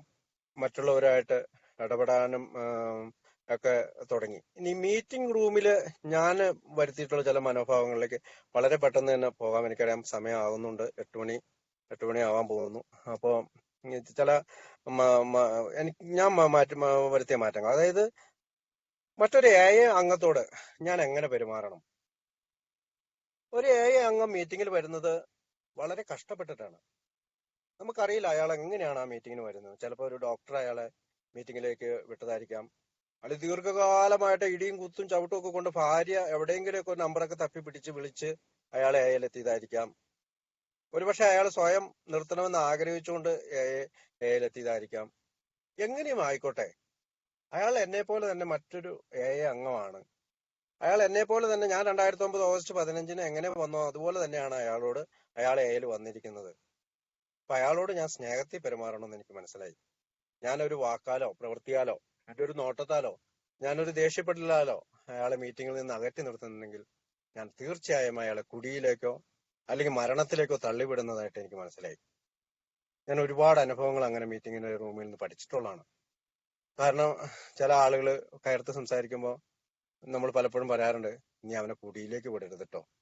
കുടിയിലേക്ക് വിടുക എന്ന് പറയുന്നതിന് അർത്ഥം അവനെ കൊല്ലരുത് എന്ന് തന്നെയാണ്. നമ്മളത് ഇച്ചിരി കാരണം ബില്ലിനോട് നമ്മൾ പുസ്തകത്തിൽ വായിക്കുമ്പോൾ ഇത് ജീവിതത്തിന്റെയും മരണത്തിന്റെയും ഇടയിലുള്ള പ്രശ്നമാണ് ആൽക്കഹോളിക്സ് അനോണിമസ് കൈകാര്യം ചെയ്യുന്നത്. ജീവൻ വേണോ മരണമാണോ എന്ന് തിരഞ്ഞെടുക്കുന്ന ഒരു പരിപാടിയിലാണ് നമ്മൾ. അപ്പൊ നമ്മൾ സ്നേഹത്തോടു കൂടി പെരുമാറണമെന്ന് എനിക്ക് മനസ്സിലായി. സ്നേഹവും സഹനവുമാണ് നമ്മുടെ നിയമസംഹിത. ചില ആളുകളൊക്കെ സംസാരിക്കുമ്പോൾ ചിലപ്പോൾ നമുക്ക് ഇഷ്ടപ്പെടാത്ത ആളുകൾ അല്ലെങ്കിൽ നമുക്ക് ഇഷ്ടപ്പെടാത്ത കാര്യങ്ങളൊക്കെ ഒരുപക്ഷെ ഞാനിപ്പോ ഈ പറഞ്ഞതിലൊക്കെ ഇഷ്ടപ്പെടാത്ത കാര്യങ്ങളൊക്കെ ഉണ്ടായെന്ന് വരും. പക്ഷെ ആൽക്കഹോളിക്സ് അനോണിമസിലെ അംഗം എന്ന രീതിയിൽ നമ്മൾ അതെല്ലാം പോസിറ്റീവായിട്ട് എടുക്കുകയും എനിക്ക് എന്ത് വേണമോ അത് സ്വീകരിക്കുകയും വേണ്ടാത്ത കാര്യങ്ങൾ മീറ്റിംഗ് റൂമിൽ വെച്ചിട്ട് പോകും. നമ്മൾ ലാസ്റ്റ് ഇവിടെയൊക്കെ മീറ്റിങ്ങിന് വായിക്കാറുണ്ട്, നിങ്ങൾ എന്ത് കാണുന്നുവോ എന്ത് കേൾക്കുന്നുവോ ഇവിടെ വെച്ചിട്ട് പോവുക എന്ന്. ആ ഒരു നല്ലൊരു മനോഭാവമാണ് അതിനകത്ത് എനിക്ക് മാറ്റമുണ്ടായി. കാരണം അതെനിക്ക് ഒരുപാട് പ്രയോജനം ഉണ്ടായി. പിന്നെ എനിക്കുണ്ടായ ഒരു മാറ്റം സർവീസ് ചെയ്യുക എന്നുള്ളതാണ്. സർവീസ് ചെയ്യുക എന്ന് പറഞ്ഞാല് ഗ്രൂപ്പിന്റെ സെക്രട്ടറി ആവുക, ഇന്റർ ഗ്രൂപ്പ് ചെയർമാനായി, അല്ലെങ്കിൽ ട്രാവൺകൂർ ഏരിയ കമ്മിറ്റിയുടെ ഡെലിഗേറ്റ് ആയിട്ട് ഞാൻ പോയി പ്രതിനിധിയായിട്ട് ജനറൽ സർവീസ് കോൺഫറൻസിൽ പങ്കെടുത്തു. അത് മാത്രമല്ല, ഞാൻ മീറ്റിംഗ് റൂമിൽ കൃത്യമായി എത്തിച്ചേരണം. ഞാൻ ബാറിൽ 5:30 ചെല്ലാമെന്നൊരു കൂട്ടുകാരനോട് പറഞ്ഞാൽ 4:30 ഞാൻ ആ ബാറിൽ ചെല്ലുവാണ്. എന്നിട്ട് ഞാൻ 2 പെഗ് അടിക്കും. അവൻ വരുന്നതിന് മുമ്പ് 2-3 പെഗ് അടിച്ച് ഞാൻ പൂസായിട്ടിരിക്കും. അപ്പൊ അവൻ വരുമ്പോഴത്തേക്ക് ഞാൻ ഏകദേശം ഞാൻ ബോധം കെട്ടിരിക്കും. ആ രീതിയിൽ കുടിക്കും. അപ്പോ മീറ്റിംഗ് റൂമില് ഞാൻ എത്തിച്ചേരേണ്ടത് വളരെ അത്യാവശ്യമാണ്. ഞാൻ നേരത്തെ എത്തിച്ചേരുക, 5 മിനിറ്റെങ്കിലും മുമ്പ് എത്തിച്ചേരുക. അതിപ്പോ ഓൺലൈൻ മീറ്റിംഗിലാണെങ്കിലും ഫിസിക്കൽ മീറ്റിംഗിലാണെങ്കിലും. അത് കഴിഞ്ഞ് ഞാൻ പഠിച്ച മറ്റൊരു മനോഭാവം, അതിൽ നിന്ന് മീറ്റിംഗ് കഴിയുമ്പോൾ മീറ്റിംഗ് ആഫ്റ്റർ മീറ്റിംഗ് അത് എനിക്ക് മറ്റുള്ളവരുമായിട്ട് കുറച്ചു നേരം സംസാരിക്കാനും ഒക്കെ കിട്ടുന്ന അവസരം. ചിലർ പറയാറുണ്ട് ആളുകൾക്ക് അനോണിമിറ്റിയാണ്, അതുകൊണ്ട് നമ്മുടെ പേരും അഡ്രസ്സും ഒന്നും പറയണ്ടെന്ന്. ആൽക്കഹോളിക്സ് അനോണിമസിന്റെ ഉള്ളില് അംഗങ്ങൾ തമ്മിൽ അനോണിമിറ്റിയുടെ കാര്യമില്ലാന്ന് doctor Bob and good old ടൈമേഴ്സില് പറയുന്നുണ്ട്. ഡോക്ടർ ബോബ് പറയുന്നത്, നിങ്ങൾ നിങ്ങളുടെ പേരോ നിങ്ങളുടെ അഡ്രസ്സോ നിങ്ങളുടെ കൂട്ടുകാരനോ ആയ അംഗത്തിന് കൊടുക്കുന്നതെങ്കിൽ അതാണ് ഏറ്റവും വലിയ അനോണിമിറ്റി ബ്രേക്ക് എന്ന് പറയുന്നുണ്ട്. ഞാൻ പറഞ്ഞു വന്നത്, ഇന്ന് കയറി വന്ന ഒരാൾക്ക് പെട്ടെന്ന് തന്നെ അഡ്രസ്സ് കൊടുക്കണമെന്നൊന്നല്ല. ഗ്രാജുവലി പരിചയപ്പെട്ട് ഒരു സുഹൃത്തായി തീരുന്ന ഒരു അംഗത്തിന് ഞാൻ എവിടെയാണ്, ഞാൻ കാനഡയിലാണ്, ഞാൻ ഇന്ന സ്ഥലത്താണ് താമസിക്കുന്നത്, അതുകൊണ്ടാണ് ഇപ്പൊ ഇന്നലെ നമ്മുടെ എറണാകുളത്ത് നിന്ന് ഇതിന് വിളിച്ചിട്ട് USA-ലെ ഒരു നമ്പർ ഒന്ന് വിളിക്കണമെന്ന്. അതുകൊണ്ട് ഞാൻ ഞാൻ കാനഡയിലാണെന്ന് പറയാതെ ഞാൻ നിങ്ങളോട് മീറ്റിങ്ങിന് വരുന്നുണ്ട് അല്ലെങ്കിൽ യാതൊരു ബന്ധങ്ങളും ഇല്ലാതൊക്കെ പോകുന്നുണ്ടെങ്കിൽ അങ്ങനെ സംസാരിക്കാൻ കഴിയില്ല. അപ്പൊ ഇത് ഒരു കാര്യം ഞാൻ എന്റെ മനോഭാവത്തിൽ വന്ന മാറ്റാണ്. അതായത് മറ്റുള്ളവരുമായി സ്നേഹത്തിൽ പെരുമാറുക, മറ്റുള്ളവരെ അറിയുക, നമ്മളെ കുറിച്ച് അവരോടും സംസാരിക്കുക എന്നുള്ളത്.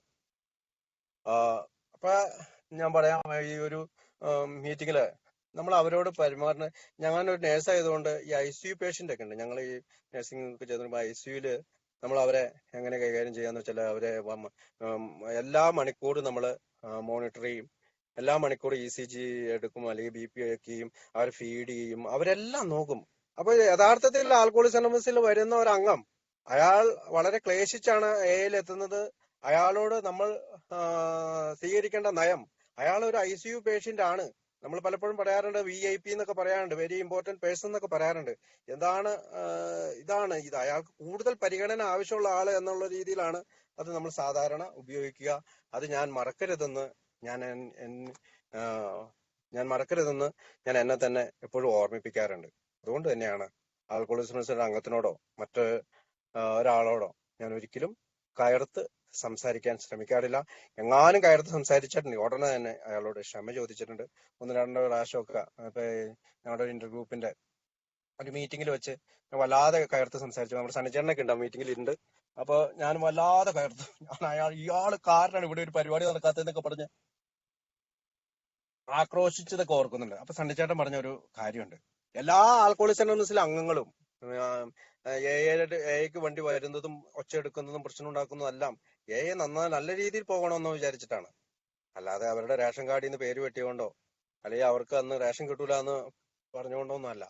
ഞാനും പറയുന്നതും അല്ലെങ്കിൽ ഇവിടെ വേറൊരു അംഗം വന്ന് ഒച്ചയെടുത്ത് പറയുന്നതും ഒക്കെ നന്നായി പോകണമെന്ന് ആഗ്രഹിച്ചുകൊണ്ട്, അല്ലാണ്ട് നശിപ്പിക്കണമെന്ന് ആഗ്രഹിച്ചുകൊണ്ടല്ല.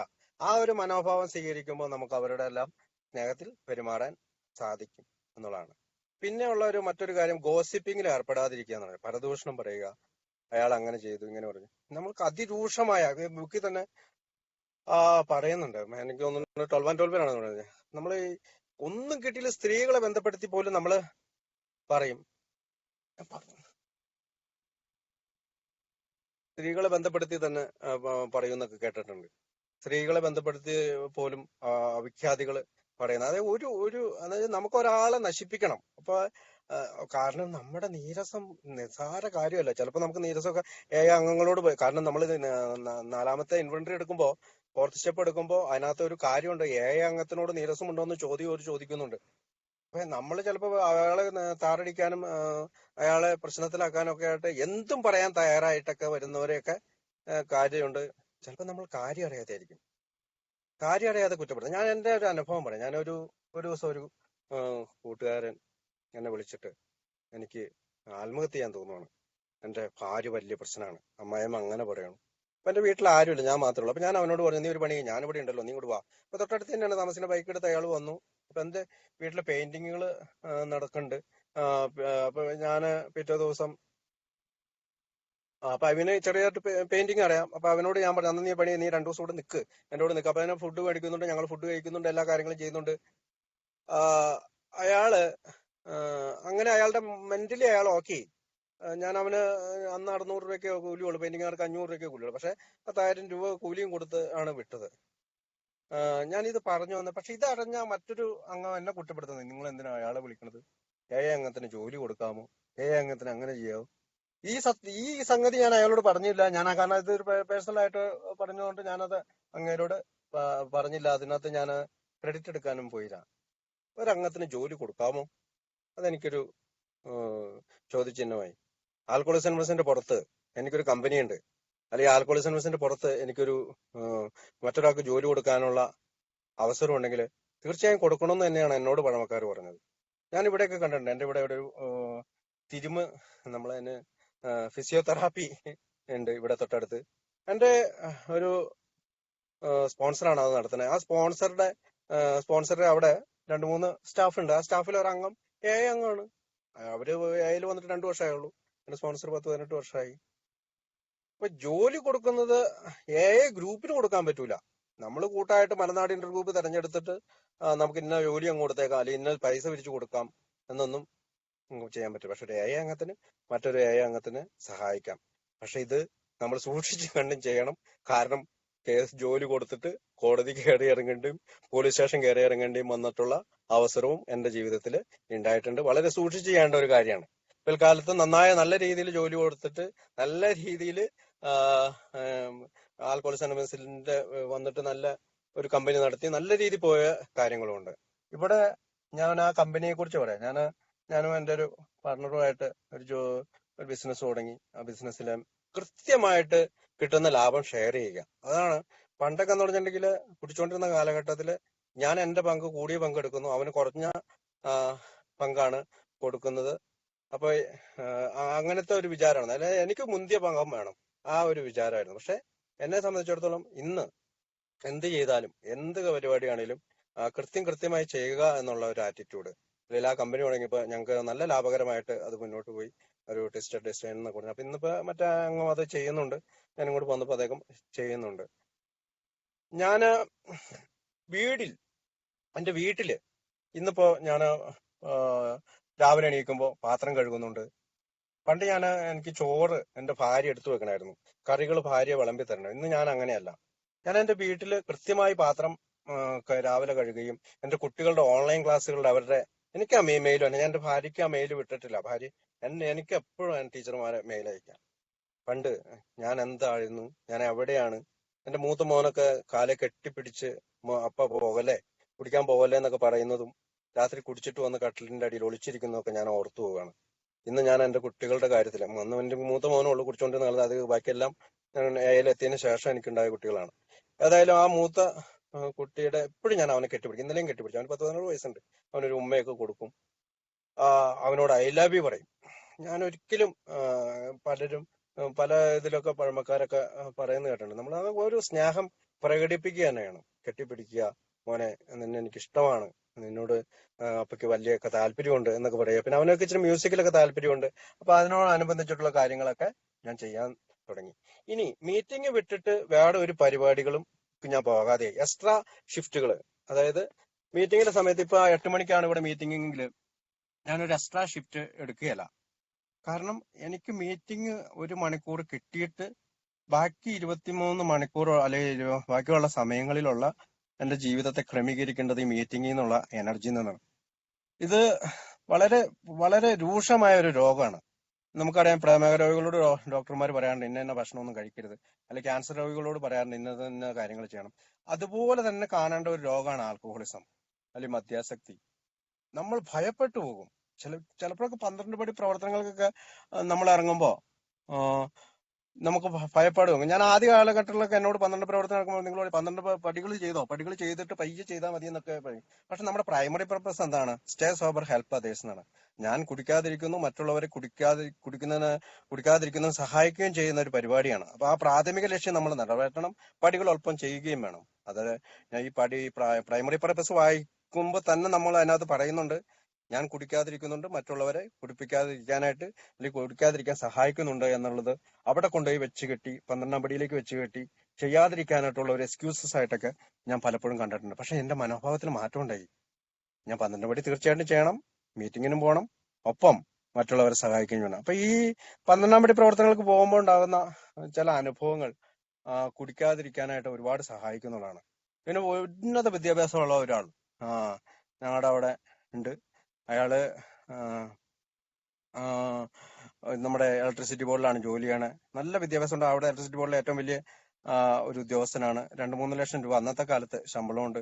ഇപ്പൊ ഞാന് മരിച്ചുപോയ റൂബൻ, ഷംസുദ്ദീൻ, അങ്ങനെ എല്ലാവരും ഉണ്ട്, ജോസഫിനൊക്കെ ഉണ്ട്. ഞങ്ങൾ എല്ലാവരും പേരെടുത്ത് പറയാൻ പറ്റില്ല. അപ്പൊ ഞങ്ങളെല്ലാം കൂടി അയാളെ കൊണ്ടുവന്നു. അന്ന് നമുക്ക് മീറ്റിംഗ് ഇല്ല, ഒരു ചികിത്സാലയത്തിൽ എത്തിച്ചു. പിറ്റേ ദിവസം അയാൾ ചികിത്സാലയത്തിൽ നിന്ന് എന്നെ വിളിച്ചിട്ട് പറഞ്ഞു, എനിക്കിവിടെ നിൽക്കാൻ പറ്റില്ല, ഞാൻ പോവാണ് എന്നൊക്കെ പറഞ്ഞു. അയാളുടെ ഭാര്യ ടീച്ചറാണ്. ടീച്ചറും എന്നെ വിളിച്ചു പറഞ്ഞു, വലിയ ശല്യ ശുഭരക്ഷയില്ല, ഞാൻ പോവാണെന്ന് പറഞ്ഞു. ഒരു മോളേ ഉള്ളൂ. അയാളെ അവിടെ നിന്ന് റിലീസ് ചെയ്തു. അയാള് പോയി. പിന്നീട് അയാള് ആത്മഹത്യ ചെയ്തു. അപ്പൊ നല്ല വിദ്യാഭ്യാസമുള്ള, നല്ല റാങ്കുള്ള, ഒരുപാട് പണം ഉള്ള ആള് ആൽക്കഹോളിക് അനോണിമസിൽ വന്നിട്ട് നിൽക്കണമെന്നുമില്ല. നിന്നിട്ടുള്ള ഒരുപാട് പേരുണ്ട്. ഇപ്പൊ ഇവിടെയൊക്കെ കമ്പനി 45 വർഷം 50 വർഷമായിട്ട് ഹോട്ടൽ വ്യവസായം നടത്തുന്ന, 40-50 വർഷമായിട്ട് പെയിന്റിംഗ് വ്യവസായങ്ങളൊക്കെ നടത്തുന്നവരൊക്കെ ഇതിലൂടെ സഞ്ചരിക്കുന്നുമുണ്ട്. അപ്പൊ പണമോ എന്റെ കുടുംബ പാരമ്പര്യമോ എന്റെ മറ്റു കാര്യങ്ങൾ, ഞാനിപ്പോ കഥകൾ പറഞ്ഞപ്പോ എന്റെ അപ്പനെയൊക്കെ ഒന്ന് ചെറുതായിട്ടൊക്കെ ഒന്ന് ഞാൻ പറഞ്ഞു തന്നെ. എന്റെ അപ്പം കുടീനായതുകൊണ്ടല്ല ഞാൻ കുടീനായത്. ഒരു പക്ഷെ അതായിരിക്കും. ശാസ്ത്രീയ ഗവേഷണത്തിലൊന്നും ഞാൻ ഏർപ്പെടുന്നില്ല. പക്ഷെ എന്റെ ശരീരം അങ്ങനെ സൃഷ്ടിക്കപ്പെട്ടതാണ്. അതാണ് എനിക്ക് ഏറ്റവും എളുപ്പം. എന്റെ ശരീരം അങ്ങനെ സൃഷ്ടിക്കപ്പെട്ടതാണ്. ഞാനൊരു പെഗ് അടിച്ചാൽ എന്റെ ശരീരം വീണ്ടും വീണ്ടും ആവശ്യപ്പെടും. എന്റെ മനസ്സ് വീണ്ടും വീണ്ടും ആവശ്യപ്പെടും. ഞാൻ വീണ്ടും കുടിച്ച് പഴയ രീതിയിലേക്ക് ആകും. അപ്പോൾ എനിക്ക് എളുപ്പമുണ്ട്. ഞാനൊരു ആൽക്കഹോളിക് ആണോ എന്നൊക്കെ എനിക്ക് സംശയം ഉണ്ടായിരുന്നു അതിൽ വരുമ്പോ ഒക്കെ. കാരണം വെച്ചാൽ ഞാനും അമ്മേരും പറയുന്ന വെച്ചാൽ വൈകുന്നേരം കുടിക്കുന്നുള്ളൂ, ശനി ഞായർ കുടിക്കുന്നുള്ളൂ എന്നൊക്കെ ഞാൻ പറയാറുന്നു. നമുക്കറിയാം 4 വർഷം കുടിച്ചിട്ട് ഞാൻ വൈനാണ് കുടിച്ചിട്ടാണ് തുടങ്ങിയത്. അപ്പൊ എനി ഫോം ഓഫ് ആൽക്കഹോൾ, എന്ത് തരത്തിലുള്ള ആൽക്കഹോളും ഞാൻ കഴിക്കാൻ പാടില്ല എന്നുള്ള മനോഭാവം ഞാൻ സ്വീകരിച്ചു എന്നുള്ളതാണ്. എന്ത് ഇതാണ്. ചിലപ്പോ ഈ ചോക്ലേറ്റിന്റെ ഇടയ്ക്ക് വൈൻ ചോക്ലേറ്റ് എന്നൊക്കെ പറഞ്ഞുകൊണ്ട് ഞാൻ നോക്കും അതിനകത്ത് ചോക്ലേറ്റ് ഉണ്ടോ. പിന്നെ കള്ള് ചേർത്ത് അപ്പം കഴിക്കാതിരിക്കാൻ നോക്കും. അതൊക്കെ എന്റെ ഒരു കാര്യമാണ്. അതൊക്കെ കള്ള് ചേർത്ത് അപ്പം കഴിച്ചെന്ന് വെച്ചോ അല്ലെങ്കിൽ പ്ലം കേക്ക് കഴിച്ചെന്ന് വെച്ചോ ഉടനെ പോയി കുടിക്കണമെന്നൊന്നും ഞാൻ പറയുകയല്ല, കുടിക്കുന്നൊന്നും ഞാൻ പറയില്ല. പക്ഷെ എന്നെ സംബന്ധിച്ചിടത്തോളം എനി ഫോം ഓഫ് ആൽക്കഹോള് എന്റെ ശരീരത്തിൽ ചെല്ലാതെ ഞാൻ നോക്കാറുണ്ട്. ചില ടോണിക്കുകളിൽ ആൽക്കഹോൾ കണ്ടന്റ് ഉണ്ടെങ്കിൽ അത് ഒഴിവാക്കാൻ നോക്കാറുണ്ട്. അത് ഞാൻ സ്വീകരിക്കുന്ന മനോഭാവമാണ്, എന്റെ മാത്രം മനോഭാവമാണ്. എന്നെ സംബന്ധിച്ചിടത്തോളം ഇത്തരം അനുഭവങ്ങളിലൂടെ രൂപീകരിച്ച, ഇനി സത്യസന്ധത എങ്ങനെ വന്നു എന്നും കൂടി ഒരു പറയായിരിക്കും. സത്യസന്ധത, ഒരു ദിവസം ഞാനിങ്ങനെ ഒരു UK വെച്ച് പെട്രോൾ അടിക്കാൻ കയറുന്നു. 20 പൗണ്ട് ഞാൻ അവർക്ക് കൊടുത്തു, പെട്രോൾ അടിച്ചു. അവരെനിക്ക് 10 പൗണ്ട് തിരിച്ചു തന്നു. ഞാൻ അത് പോക്കറ്റിലിട്ട്, വേല നടക്കുമ്പോഴാ പോക്കറ്റിലിട്ടിട്ട് ഞാൻ കാറും കൊണ്ട് വീട്ടിലേക്ക് പോയി. രാവിലെ ഞാൻ എണീറ്റു, കാറിന്റെ കീ നോക്കിയപ്പോ ജനലിന്റെ അരികിലാണ് കീ വെച്ച്, കീ ഇല്ല. ഞാൻ അന്ന് എനിക്ക് ക്ലാസ് ഉണ്ട്, ജോലി സംബന്ധമായിട്ടൊരു ക്ലാസ് ഉണ്ട്. ഞാൻ എനിക്ക് കീ കാണാനില്ല. പെട്ടെന്ന് ഞാൻ ഓടി വാതിക്കെ നോക്കിയപ്പോ കാറില്ല. അപ്പൊ ഈ കീ അവിടെ നിന്ന് എടുത്തിട്ട് ആരോ കാർ മോഷ്ടിച്ചുകൊണ്ട് പോയി. ഞാനത് അന്ന് മുതൽ എനിക്ക് മനസ്സിലായി, 20 പൗണ്ടോ 10 പൗണ്ടോ, അത് ചിലപ്പോ 1000 രൂപയായിരിക്കും, 500 രൂപയ്ക്ക് ആയിരിക്കാം. മറ്റൊരാളുടെ പണം എന്റെ കയ്യിൽ വന്ന ഉടനെ ഞാനത് തിരിച്ചു കൊടുക്കണം. അത് എന്റെ അനുഭവങ്ങളിൽ നിന്ന് ഞാൻ ഉണ്ടാക്കിയ ഒരു മനോഭാവ മാറ്റാണ്. അങ്ങനെ പണ്ട് കപ്പ പറിക്കാനും കോഴി പിടിക്കാനും ഒക്കെ നടന്നിരുന്ന ഞാൻ ഇന്ന് ഈ കഴിഞ്ഞ ദിവസം ഞാൻ കൊച്ചിങ്ങൾക്ക് ഡോണറ്റ്സ് മേടിക്കാൻ വേണ്ടിയിട്ട് എടുത്തപ്പോ അവരെനിക്ക് ജ്യൂസും ഡോണറ്റ്സും മേടിച്ചു. അപ്പൊ ജ്യൂസിന് മാത്രം പൈസ എടുത്തുള്ളൂ. ഞാൻ പറഞ്ഞു, നിങ്ങൾ ആ ഡോണറ്റ്സിന്റെ പൈസ ആഡ് ചെയ്തിട്ടില്ല എന്ന് പറഞ്ഞപ്പോ, ഓഹോ താങ്ക് യു എന്ന് പറഞ്ഞുകൊണ്ട് അവരത് ആഡ് ചെയ്യത്. ഈ മനോഭാവം ഉണ്ടായത് എനിക്ക് എന്റെ അനുഭവത്തിൽ നിന്നാണ് മനോഭാവം. സത്യസന്ധനായിരിക്കേണ്ടത് അത് എവിടെയായിരിക്കും. അല്ലാതെ 20 പൗണ്ട് കിട്ടുമ്പോ ദൈവം എന്നെ സഹായിച്ചു, ദാരിദ്ര്യം കൂടുതലുണ്ടായിരുന്നു, അതുകൊണ്ട് എനിക്കിന്ന് തന്നതാണെന്ന് വിചാരിച്ച് എന്റെ പോക്കറ്റിലേക്ക് ഇടാതെ സത്യസന്ധനായിട്ട് തുടരാൻ സാധിച്ചത് ആ ഒരു അനുഭവത്തിന്റെ. അപ്പൊ ചില അടികൾ കിട്ടുമ്പോഴാണ് മനോഭാവങ്ങളിൽ മാറ്റം ഉണ്ടാകുക. ചില നല്ല അടികൾ കിട്ടിയപ്പോഴാണ് 6 മാസം ഞാൻ തേരാപ്പാര സസ്പെൻഷനായി നടന്നപ്പോഴാണ് ആൽക്കഹോളിക്സ് അനോണിമസിന്റെ ഈ പറയുന്ന പ്രോഗ്രാമിലേക്ക് ആഞ്ഞിട്ട് ഇറങ്ങണമെന്ന് അല്ലെങ്കിൽ ഊളിയിട്ട് ഇറങ്ങണമെന്ന് എനിക്ക് മനസ്സിലായത്. പലപ്പോഴും ഞാൻ ഇച്ചിരി മുമ്പ് പറഞ്ഞ പോലെ തന്നെ സുഖത്തിലും സന്തോഷത്തിലും നിങ്ങൾ വളരെ ഹാപ്പി ആയിട്ടിരിക്കുമ്പോഴും ഒക്കെ പ്രോഗ്രാം ചെയ്യൂ എന്ന് പറയുമ്പോൾ ഞാനത് പലപ്പോഴും ശ്രദ്ധിക്കാതിരുന്നു. ഞാനിത് ഇവിടെ പറയാനുള്ള കാരണം, ഇപ്പോഴും ആൽക്കഹോളിസം നമ്മുടെ സുഹൃത്തുക്കൾ, നമ്മുടെ സഹയാത്രികർ ഈ ഗ്രൂപ്പിലുണ്ട്. എപ്പോഴെങ്കിലും നിങ്ങൾക്ക് ഇന്ന് അല്ലെങ്കിൽ അടുത്ത നിമിഷം നിങ്ങൾ ഒരു സ്പോൺസറെ കണ്ടെത്തണം. ഇനി സ്പോൺസറെ കണ്ടെത്തുന്നതിന് പല മാർഗങ്ങൾ ബുക്കിൽ പറയുന്നുണ്ട്. നമ്മൾ ബുക്ക് വായിക്കുമ്പോൾ നമുക്ക് മനസ്സിലാവും എങ്ങനെ കണ്ടെത്താം എന്നൊക്കെ. അല്ലെങ്കിൽ sponsorship and question and answers എന്ന് പറഞ്ഞുകൊണ്ട് ഒരു പാംലെറ്റ് ഉണ്ട്, അതിപ്പോ വായിക്കാം. അതിൽ നിന്നൊക്കെ ഒരുപാട് കാര്യങ്ങൾ നമുക്ക് മനസ്സിലാക്കാൻ പറ്റും. ഇതെല്ലാം കൂടി ഒരു ദിവസം നിന്ന് പറയുക എന്ന് പറഞ്ഞാൽ അത്ര എളുപ്പമുള്ള കാര്യമല്ല. ഞാൻ ഏകദേശം 1 മണിക്കൂറായി നിങ്ങളോട് സംസാരിക്കാൻ തുടങ്ങിയിട്ട്. ഞാൻ എല്ലാ ഭാഗങ്ങളും കവർ ചെയ്തു എന്ന് തന്നെയാണ് ഞാൻ വിചാരിക്കുക. ഏതായാലും ഫെലോഷിപ്പിങ്ങും പ്രോഗ്രാമും, അതായത് കൂട്ടായ്മയും പ്രോഗ്രാമും തുറന്നുകൊണ്ട് പോവുക. വിരൽ ചൂണ്ടി അല്ലെങ്കിൽ വിരൽത്തുമ്പില് മീറ്റിംഗ്. എനിക്ക് എന്തുകൊണ്ട് വിരൽത്തുമ്പില് മീറ്റിംഗ് അറ്റൻഡ് ചെയ്തുകൂടാ? ഞാൻ പലപ്പോഴും ചില മടി കാണിക്കാറുണ്ട്. ഇന്ന് മീറ്റിംഗ് കയറണ്ട, ഞാൻ ആ സമയത്ത് എന്താ ചെയ്യണേന്ന് പിറ്റേ ദിവസം ചിന്തിച്ചു. ആ സമയത്ത് ഞാൻ യൂട്യൂബ് കാണുകയാണ്, അല്ലെങ്കിൽ ഫേസ്ബുക്കിലേക്ക് തെറ്റിച്ച് കൈ തെറ്റിക്കുകയാണ്. എന്നിട്ട് ഞാൻ മീറ്റിങ്ങിന് കയറാൻ സമയമില്ല എന്ന് പറയുകയാണ്, തിരക്കാണെന്ന് പറയാണ്. പലരും തിരക്കിൽപ്പെട്ട് മരിക്കുന്നു. പണ്ട് നമ്മുടെ ഒരു മെമ്പർ പറഞ്ഞ പോലെ, തിരക്കിൽപ്പെട്ട് മരിക്കാതിരിക്കണമെങ്കിൽ നമ്മൾ തീർച്ചയായും മീറ്റിംഗിലേക്ക് കയറേണ്ടതുണ്ട്. ഇനി മറ്റുള്ള ഗ്രൂപ്പുകളോട് ഞാൻ പാലിക്കേണ്ട ഒരു സമീപനം, ഞാനിപ്പോ വേറൊരു ഗ്രൂപ്പിൽ ചെന്നിട്ട്, ഇപ്പൊ മലനാട് ഇന്റർ ഗ്രൂപ്പിൽ വന്നിട്ട് ഞാൻ ഇവിടെ വലിയ അഭിപ്രായങ്ങളൊന്നും പറയേണ്ട കാര്യമില്ല. കാരണം ഇതിന്റെ ഭാരവാഹികളുണ്ട്, നമ്മൾ സെക്രട്ടറി, സർവീസിൽ ഭാഗമായിട്ടുള്ളവരൊക്കെ ഉണ്ട്, സെക്രട്ടറി ചെയർമാനൊക്കെ ഉണ്ടാവും, ട്രഷറർമാരൊക്കെ ഉണ്ടാവും. എന്നെ സംബന്ധിച്ചിടത്തോളം ഏത് മീറ്റിങ്ങിനും എനിക്ക് പോകാം. എനിക്കത് എന്റെ മെമ്പർഷിപ്പ്, ഞാൻ ആൽക്കഹോളിക് ആണ് എന്ന് അവകാശപ്പെടുന്നത് കൊണ്ടും ഞാൻ അങ്ങനെ ആയതുകൊണ്ടും എനിക്ക് ഏത് മീറ്റിങ്ങിനും പോകാം. പക്ഷെ മറ്റൊരു ഗ്രൂപ്പിൽ കയറി അവരുടെ കാര്യങ്ങളിൽ ഇടപെട്ട് വല്ലാതെ വഷളാക്കേണ്ട കാര്യങ്ങൾ എനിക്കില്ല. എനിക്ക് പറയേണ്ട കാര്യങ്ങൾ പറയുക എന്നുള്ളതാണ്. പിന്നെ ഞാൻ വേറൊരു നയം സ്വീകരിക്കുന്നതെന്ന് വെച്ചാല്, ഞാൻ അവിടെ ഇല്ലാത്ത ഒരാളെ പറ്റി മറ്റൊരാൾ സംസാരിക്കുകയാണെങ്കിൽ പെട്ടെന്ന് തന്നെ മീറ്റിംഗ് റൂം എന്റെ കയ്യിലാണ്. ഞാൻ മീറ്റിംഗ് റൂം ഹോസ്റ്റ് ആണെങ്കിൽ മീറ്റിംഗ് റൂം ക്ലോസ് ചെയ്തുകൊണ്ട് ഞാൻ പോകും. അതല്ലെങ്കിൽ ഞാൻ മറ്റൊരാളെ ഹോസ്റ്റ് ആക്കിക്കൊണ്ട് ഞാൻ ഇറങ്ങും, അല്ലെങ്കിൽ ഞാൻ ആ സ്ഥലം കാലിയാക്കുന്നുള്ളൂ. അതിപ്പോ മീറ്റിംഗ് റൂമിൽ മാത്രമല്ല, ഇപ്പൊ എന്റെ ഇവിടെ എന്റെ ഫാമിലി 10-30 ഫാമിലി ഉണ്ട് ഇവിടെ അടുത്തൊക്കെ. അവരൊക്കെ ഒന്നിച്ചു പെണ്ണുങ്ങളൊക്കെ ആകുമ്പോൾ ഇവരുടെ കുറ്റം കൊണ്ട് ഞാൻ അവിടെ നിന്ന് പയ്യെ എസ്കേപ്പ് ആവാറുണ്ട്. അല്ലെങ്കിൽ നിങ്ങൾക്ക് വേറെ ഒന്നും ഇല്ല സംസാരിക്കാൻ എന്ന് ചോദിക്കാറുണ്ട്. ചിലപ്പോഴൊക്കെ അത് അവർക്ക് ഇറിറ്റേഷൻ ആവും, കാരണം അവർ സന്തോഷത്തോടു കൂടി അനിയത്തിമാരൊക്കെ ചേർന്നിരുന്ന് സംസാരിക്കുമ്പോൾ നമ്മൾ അവരെ ബുദ്ധിമുട്ടി, നമുക്ക് പറ്റൂല, അവർ പറഞ്ഞോട്ടെ എന്ന് വിചാരിച്ചിട്ട് ഞാനങ്ങ് മാറി പോകാറുണ്ട്. ഇനി പ്രാർത്ഥന എന്നെ സംബന്ധിച്ചുള്ള പ്രവൃത്തിയാണ്. കൂടുതലും ഞാൻ പ്രവൃത്തിയിലാണ് എന്റെ പ്രാർത്ഥനകൾ. എന്റെ വീട് ക്ലീൻ ആക്കുക എന്ന് പറഞ്ഞത് എന്റെ മനസ്സ് ക്ലീൻ ആക്കുക എന്നുള്ളതാണ്. അടുത്ത നല്ല കാര്യം ചെയ്യുക എന്നുള്ള മനോഭാവത്തിലാണ് ഞാൻ എപ്പോഴും മുന്നോട്ട്. അടുത്ത നല്ല കാര്യം, ഇനിയിപ്പോ കഴിഞ്ഞ ദിവസം അല്ലെ ഇന്നലെ ഒരു തെറ്റ് ചെയ്തു എന്ന് പറഞ്ഞാൽ അതിനകത്ത് വ്യാകുലപ്പെട്ട് നിൽക്കേണ്ട കാര്യമില്ല. അടുത്ത നല്ല കാര്യം ചെയ്യുക എന്നുള്ളതാണ്. പിന്നീട് പലരും ഞാൻ ഫേസ് ചെയ്തിട്ടുള്ള ഒരു പ്രശ്നം, അത് ചിലപ്പോ ചെറുപ്പക്കാരൊക്കെ ആയിട്ടുള്ള, ഞാൻ 33 വയസ്സിൽ വന്നുകൊണ്ടായിരിക്കാം, ലൈംഗികതയാണ്, അതായത് സെക്സ്. അതിനെപ്പറ്റി വിലയിരുത്താനായിട്ട് ദൈവത്തിന് മാത്രം കഴിയുള്ളൂ എന്ന് ബുക്ക് പറയുന്നുണ്ട്. അതുകൊണ്ട് തെറ്റ് എന്തെങ്കിലും നമ്മൾ സെക്സ് സംബന്ധമായിട്ട് ചെയ്യുന്നുണ്ടെങ്കിൽ, നമ്മളത് കുറ്റപ്പെടുത്തുന്നുണ്ടെങ്കിൽ നമ്മളത് തീർച്ചയായും ചെയ്യാതിരിക്കുക. ഞാനത് ഇച്ചിരി കൂടി കടത്തി പറഞ്ഞു കഴിഞ്ഞാൽ സ്വയംഭോഗം പോലെയുള്ള കാര്യങ്ങളൊക്കെ നമ്മള് ചെയ്യാതിരിക്കുന്നതിന്റെ ഒരു കാരണം, നമ്മൾ ഇതൊരു ആത്മീയ പരിപാടിയാണ്. അപ്പോ ആത്മീയ പരിപാടി തുടരുമ്പോൾ ഇത്തരം കാര്യങ്ങളൊക്കെ നമ്മൾ തുടരുന്നുണ്ടെങ്കിൽ നമുക്കത് പാലിക്കാം. അത് പക്ഷെ വിലയിരുത്താൻ നമ്മളില്ല. ബുക്കിൽ പറയുന്നുണ്ട്, ചിലര് പെപ്പർ ഡയറ്റ്, അതായത് സെക്സിനെ കുറിച്ച് കൂടുതൽ ആവശ്യമുള്ളവരുണ്ട്, ആവശ്യമില്ലാത്തവരുണ്ട്. അപ്പൊ അത് ഓരോരുത്തരുടെ കുറ്റപ്പെടുത്തുന്നതനുസരിച്ച്, മനസാക്ഷി കുറ്റപ്പെടുത്തുന്നതിനനുസരിച്ചാണ്.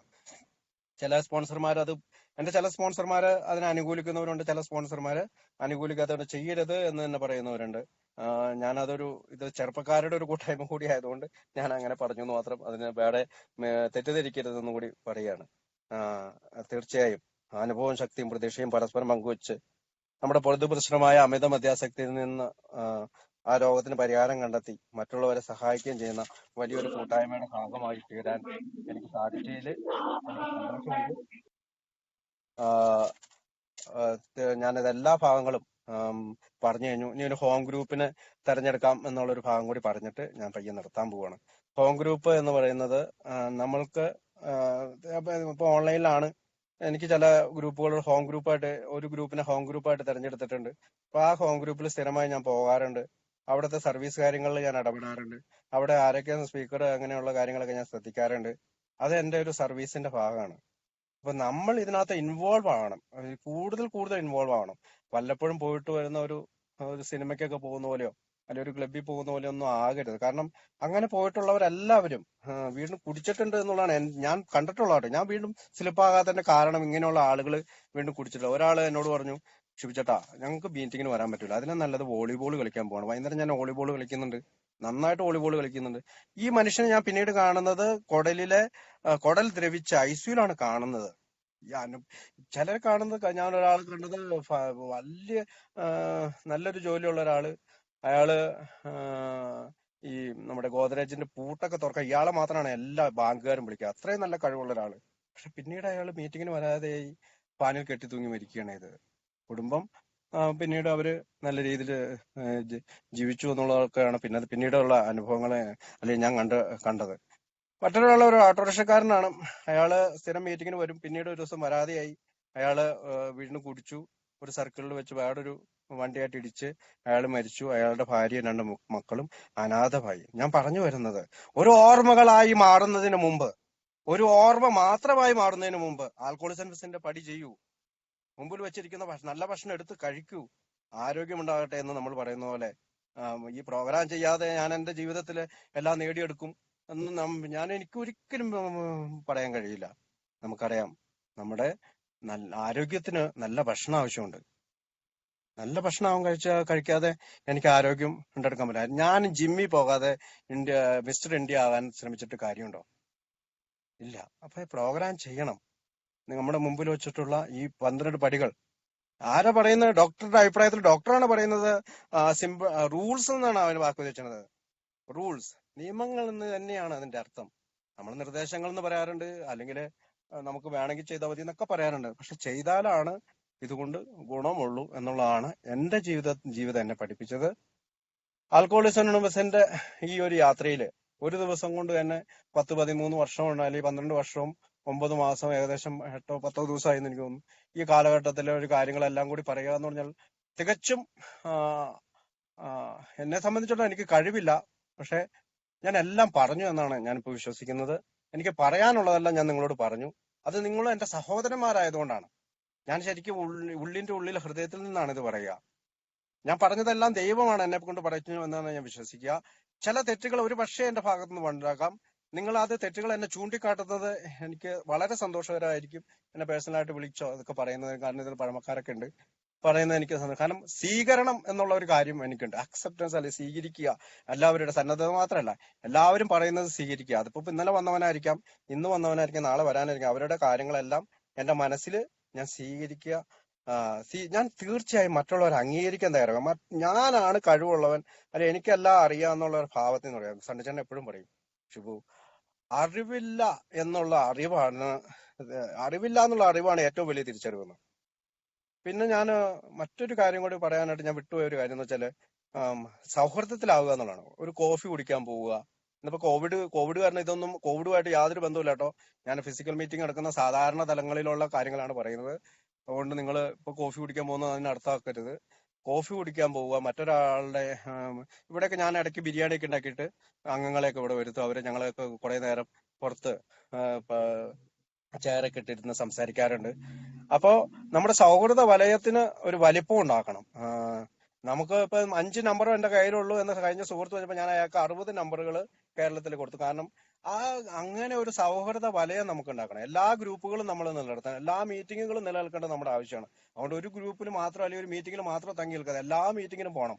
കാരണം ഒരിക്കലും ഒരു സ്പോൺസറോട് സംശയം ചോദിച്ചു, ഞാൻ എത്ര മീറ്റിംഗിൽ പങ്കെടുക്കണം? സ്പോൺസർ പറഞ്ഞു 3 മീറ്റിംഗിൽ പങ്കെടുക്കണം. അപ്പൊ ഈ സ്പോൺസർ എല്ലാ ദിവസവും മീറ്റിംഗിൽ പോകുമ്പോൾ സ്പോൺസർ അവിടെ ഇരിപ്പുണ്ട്. സ്പോൺസറോട് സ്പോൺസർ ചോദിച്ചു, താങ്കളല്ലേ പറഞ്ഞ 3 മീറ്റിംഗ്, അപ്പൊ താങ്കൾ 7 മീറ്റിംഗ് പങ്കെടുക്കുന്നുണ്ടല്ലോ. അതെ, 7 മീറ്റിംഗ് പങ്കെടുക്കുന്നുണ്ട്. ആ 7 മീറ്റിംഗിൽ ഏതെങ്കിലും ഒരു 3 മീറ്റിംഗിലാണ് എനിക്ക് പ്രയോജനമുള്ള കാര്യങ്ങൾ കേൾക്കുക. ചിലപ്പോൾ നിങ്ങൾക്ക് ഇന്ന് വന്നൊക്കെ ആർക്കും ഒരു കാര്യവും ഈ ഒരു മീറ്റിംഗിൽ നിന്ന് കിട്ടിയിട്ടില്ലെങ്കിലും അടുത്ത മീറ്റിംഗിൽ നിങ്ങൾ ചെല്ലണം, എല്ലാ മീറ്റിംഗിലും. അല്ലാതെ ഞാൻ കോതാവുന്ന അല്ലെങ്കിൽ തൊടുപുഴക്കാരനാണ്, തൊടുപുഴ മീറ്റിംഗ് മാത്രമേ പോവുള്ളൂ, മൂവാറ്റുപുഴയ്ക്ക് പോകില്ല എന്നൊക്കെ ഉള്ള ഒരു വിചാരം. അവനവന്റെ ഗ്രൂപ്പിനോടൊരു സ്നേഹമാണ്, ഹോം ഗ്രൂപ്പിനോട് സ്നേഹം ഉണ്ടാവുമല്ലോ, സ്വാഭാവികമാണ്. ഇപ്പൊ ഇന്നലെ ഞാൻ GSR ആണ് ഇവിടെ. അപ്പൊ ഞാൻ ജനറൽ സർവീസ് റെപ്രസെന്റേറ്റീവ് ആയതുകൊണ്ട് തന്നെ എനിക്ക് അവിടെ എന്റെ മീറ്റിങ്ങിന് പോയേ പറ്റൂ. അപ്പൊ അവർ നിർബന്ധിത ആവശ്യം, പിന്നെ ഞാൻ അങ്ങനെ പോകാറുണ്ട്. അപ്പൊ കിട്ടുന്ന അവസരങ്ങൾ സർവീസ് ചെയ്യാൻ ഉപയോഗിച്ചുകൊണ്ട് ജീവിതത്തിൽ മാറ്റങ്ങൾ വരുത്തിക്കൊണ്ട്, മനോഭാവങ്ങൾ മാറ്റം വരുത്തിക്കൊണ്ട്, ഇത് സ്ഥായിയായ ഒരു ഭാവമൊന്നുമല്ല. ഇന്നിപ്പോ ഒരു മനോഭാവത്തിൽ മാറ്റം, ചിലപ്പോ നാളെ പഴയ ഷിബു തിരിച്ചു വന്നേക്കാം, പഴയ മനോഭാവം തിരിച്ചു വന്നേക്കാം. അതുകൊണ്ട് തന്നെയാണ് മീറ്റിംഗിന്റെ ഉള്ളിലുമായിട്ട് ഇരിക്കേണ്ടത് ഉണ്ട് എന്ന് ഞാൻ പറയുന്നത്. ഞാൻ ഏകദേശം ഒരു മണിക്കൂറോളായി. ഇത് കൂടുതൽ എനിക്ക് സംസാരിക്കാനില്ല. ഒരുപാട് സംസാരിക്കുന്നത് തന്നെ തെറ്റാണെന്ന് എനിക്കറിയാം. കഴിഞ്ഞ 5-8 മാസമായി ഉണ്ണിക്കുട്ടൻ എന്നോട് എപ്പോഴെങ്കിലും ഒന്ന് സംസാരിക്കണമെന്ന് ആവശ്യപ്പെട്ടിരുന്നു. ഞാൻ പല ദിവസവും ആഗ്രഹിച്ചിരുന്നു. പക്ഷെ എനിക്ക് എന്തോ എന്നെ ഒരു പ്രസംഗത്തിനോ അല്ലെങ്കിൽ ഇങ്ങനെയൊക്കെ സംസാരിക്കുക എന്നുള്ളത് ഞാൻ വളരെ ടെൻഷൻ അടിച്ച ഒരു കാര്യമാണ്. ഞാൻ മിക്കവാറും എന്റെ ജീവിതത്തിൽ അതൊക്കെ പ്രവർത്തിക്കുക എന്നുള്ള കാര്യങ്ങൾക്ക് മുന്നോട്ട്, അല്ലെങ്കിൽ മറ്റുള്ളവരെ കേൾക്കാവുന്ന കാര്യത്തിനാണ് കൂടുതൽ പ്രാധാന്യം കൊടുക്കുക. എന്റെ ഭാഗത്തുനിന്ന് എനിക്ക് പറയാവുന്നത്, അല്ലെങ്കിൽ ആൽക്കഹോളിസം അനോണിമസിൽ ഞാൻ ഇന്ന് വരെ മനസ്സിലാക്കിയിട്ടുള്ള കുറെ കാര്യങ്ങളൊക്കെ പറഞ്ഞു എന്ന് തന്നെയാണ് ഞാൻ വിചാരിക്കുക. എല്ലാവർക്കും നന്ദി പറഞ്ഞുകൊണ്ട്, നിങ്ങൾക്ക് ഒത്തിരി നന്ദിയുണ്ട്. നിങ്ങളില്ലെങ്കിൽ എനിക്ക് ഇത് പറയാൻ സാധിക്കില്ല. അപ്പൊ മീറ്റിംഗ് റൂമിൽ ഇത് തന്നെ ആയിരിക്കണം. പുതിയൊരാൾ വരുമ്പോൾ നമ്മൾ അവിടെ ഉണ്ടായിരിക്കണം. 2009 ഓഗസ്റ്റ് 15 ഞാൻ മീറ്റിംഗ് റൂമിൽ വന്നപ്പോ അവിടെ ആളുകൾ ഉള്ളതുകൊണ്ടാണ് എനിക്ക് ഈ സംഗതി എന്നിൽ വർക്ക് ചെയ്യുമെന്ന് എനിക്ക് മനസ്സിലായത്.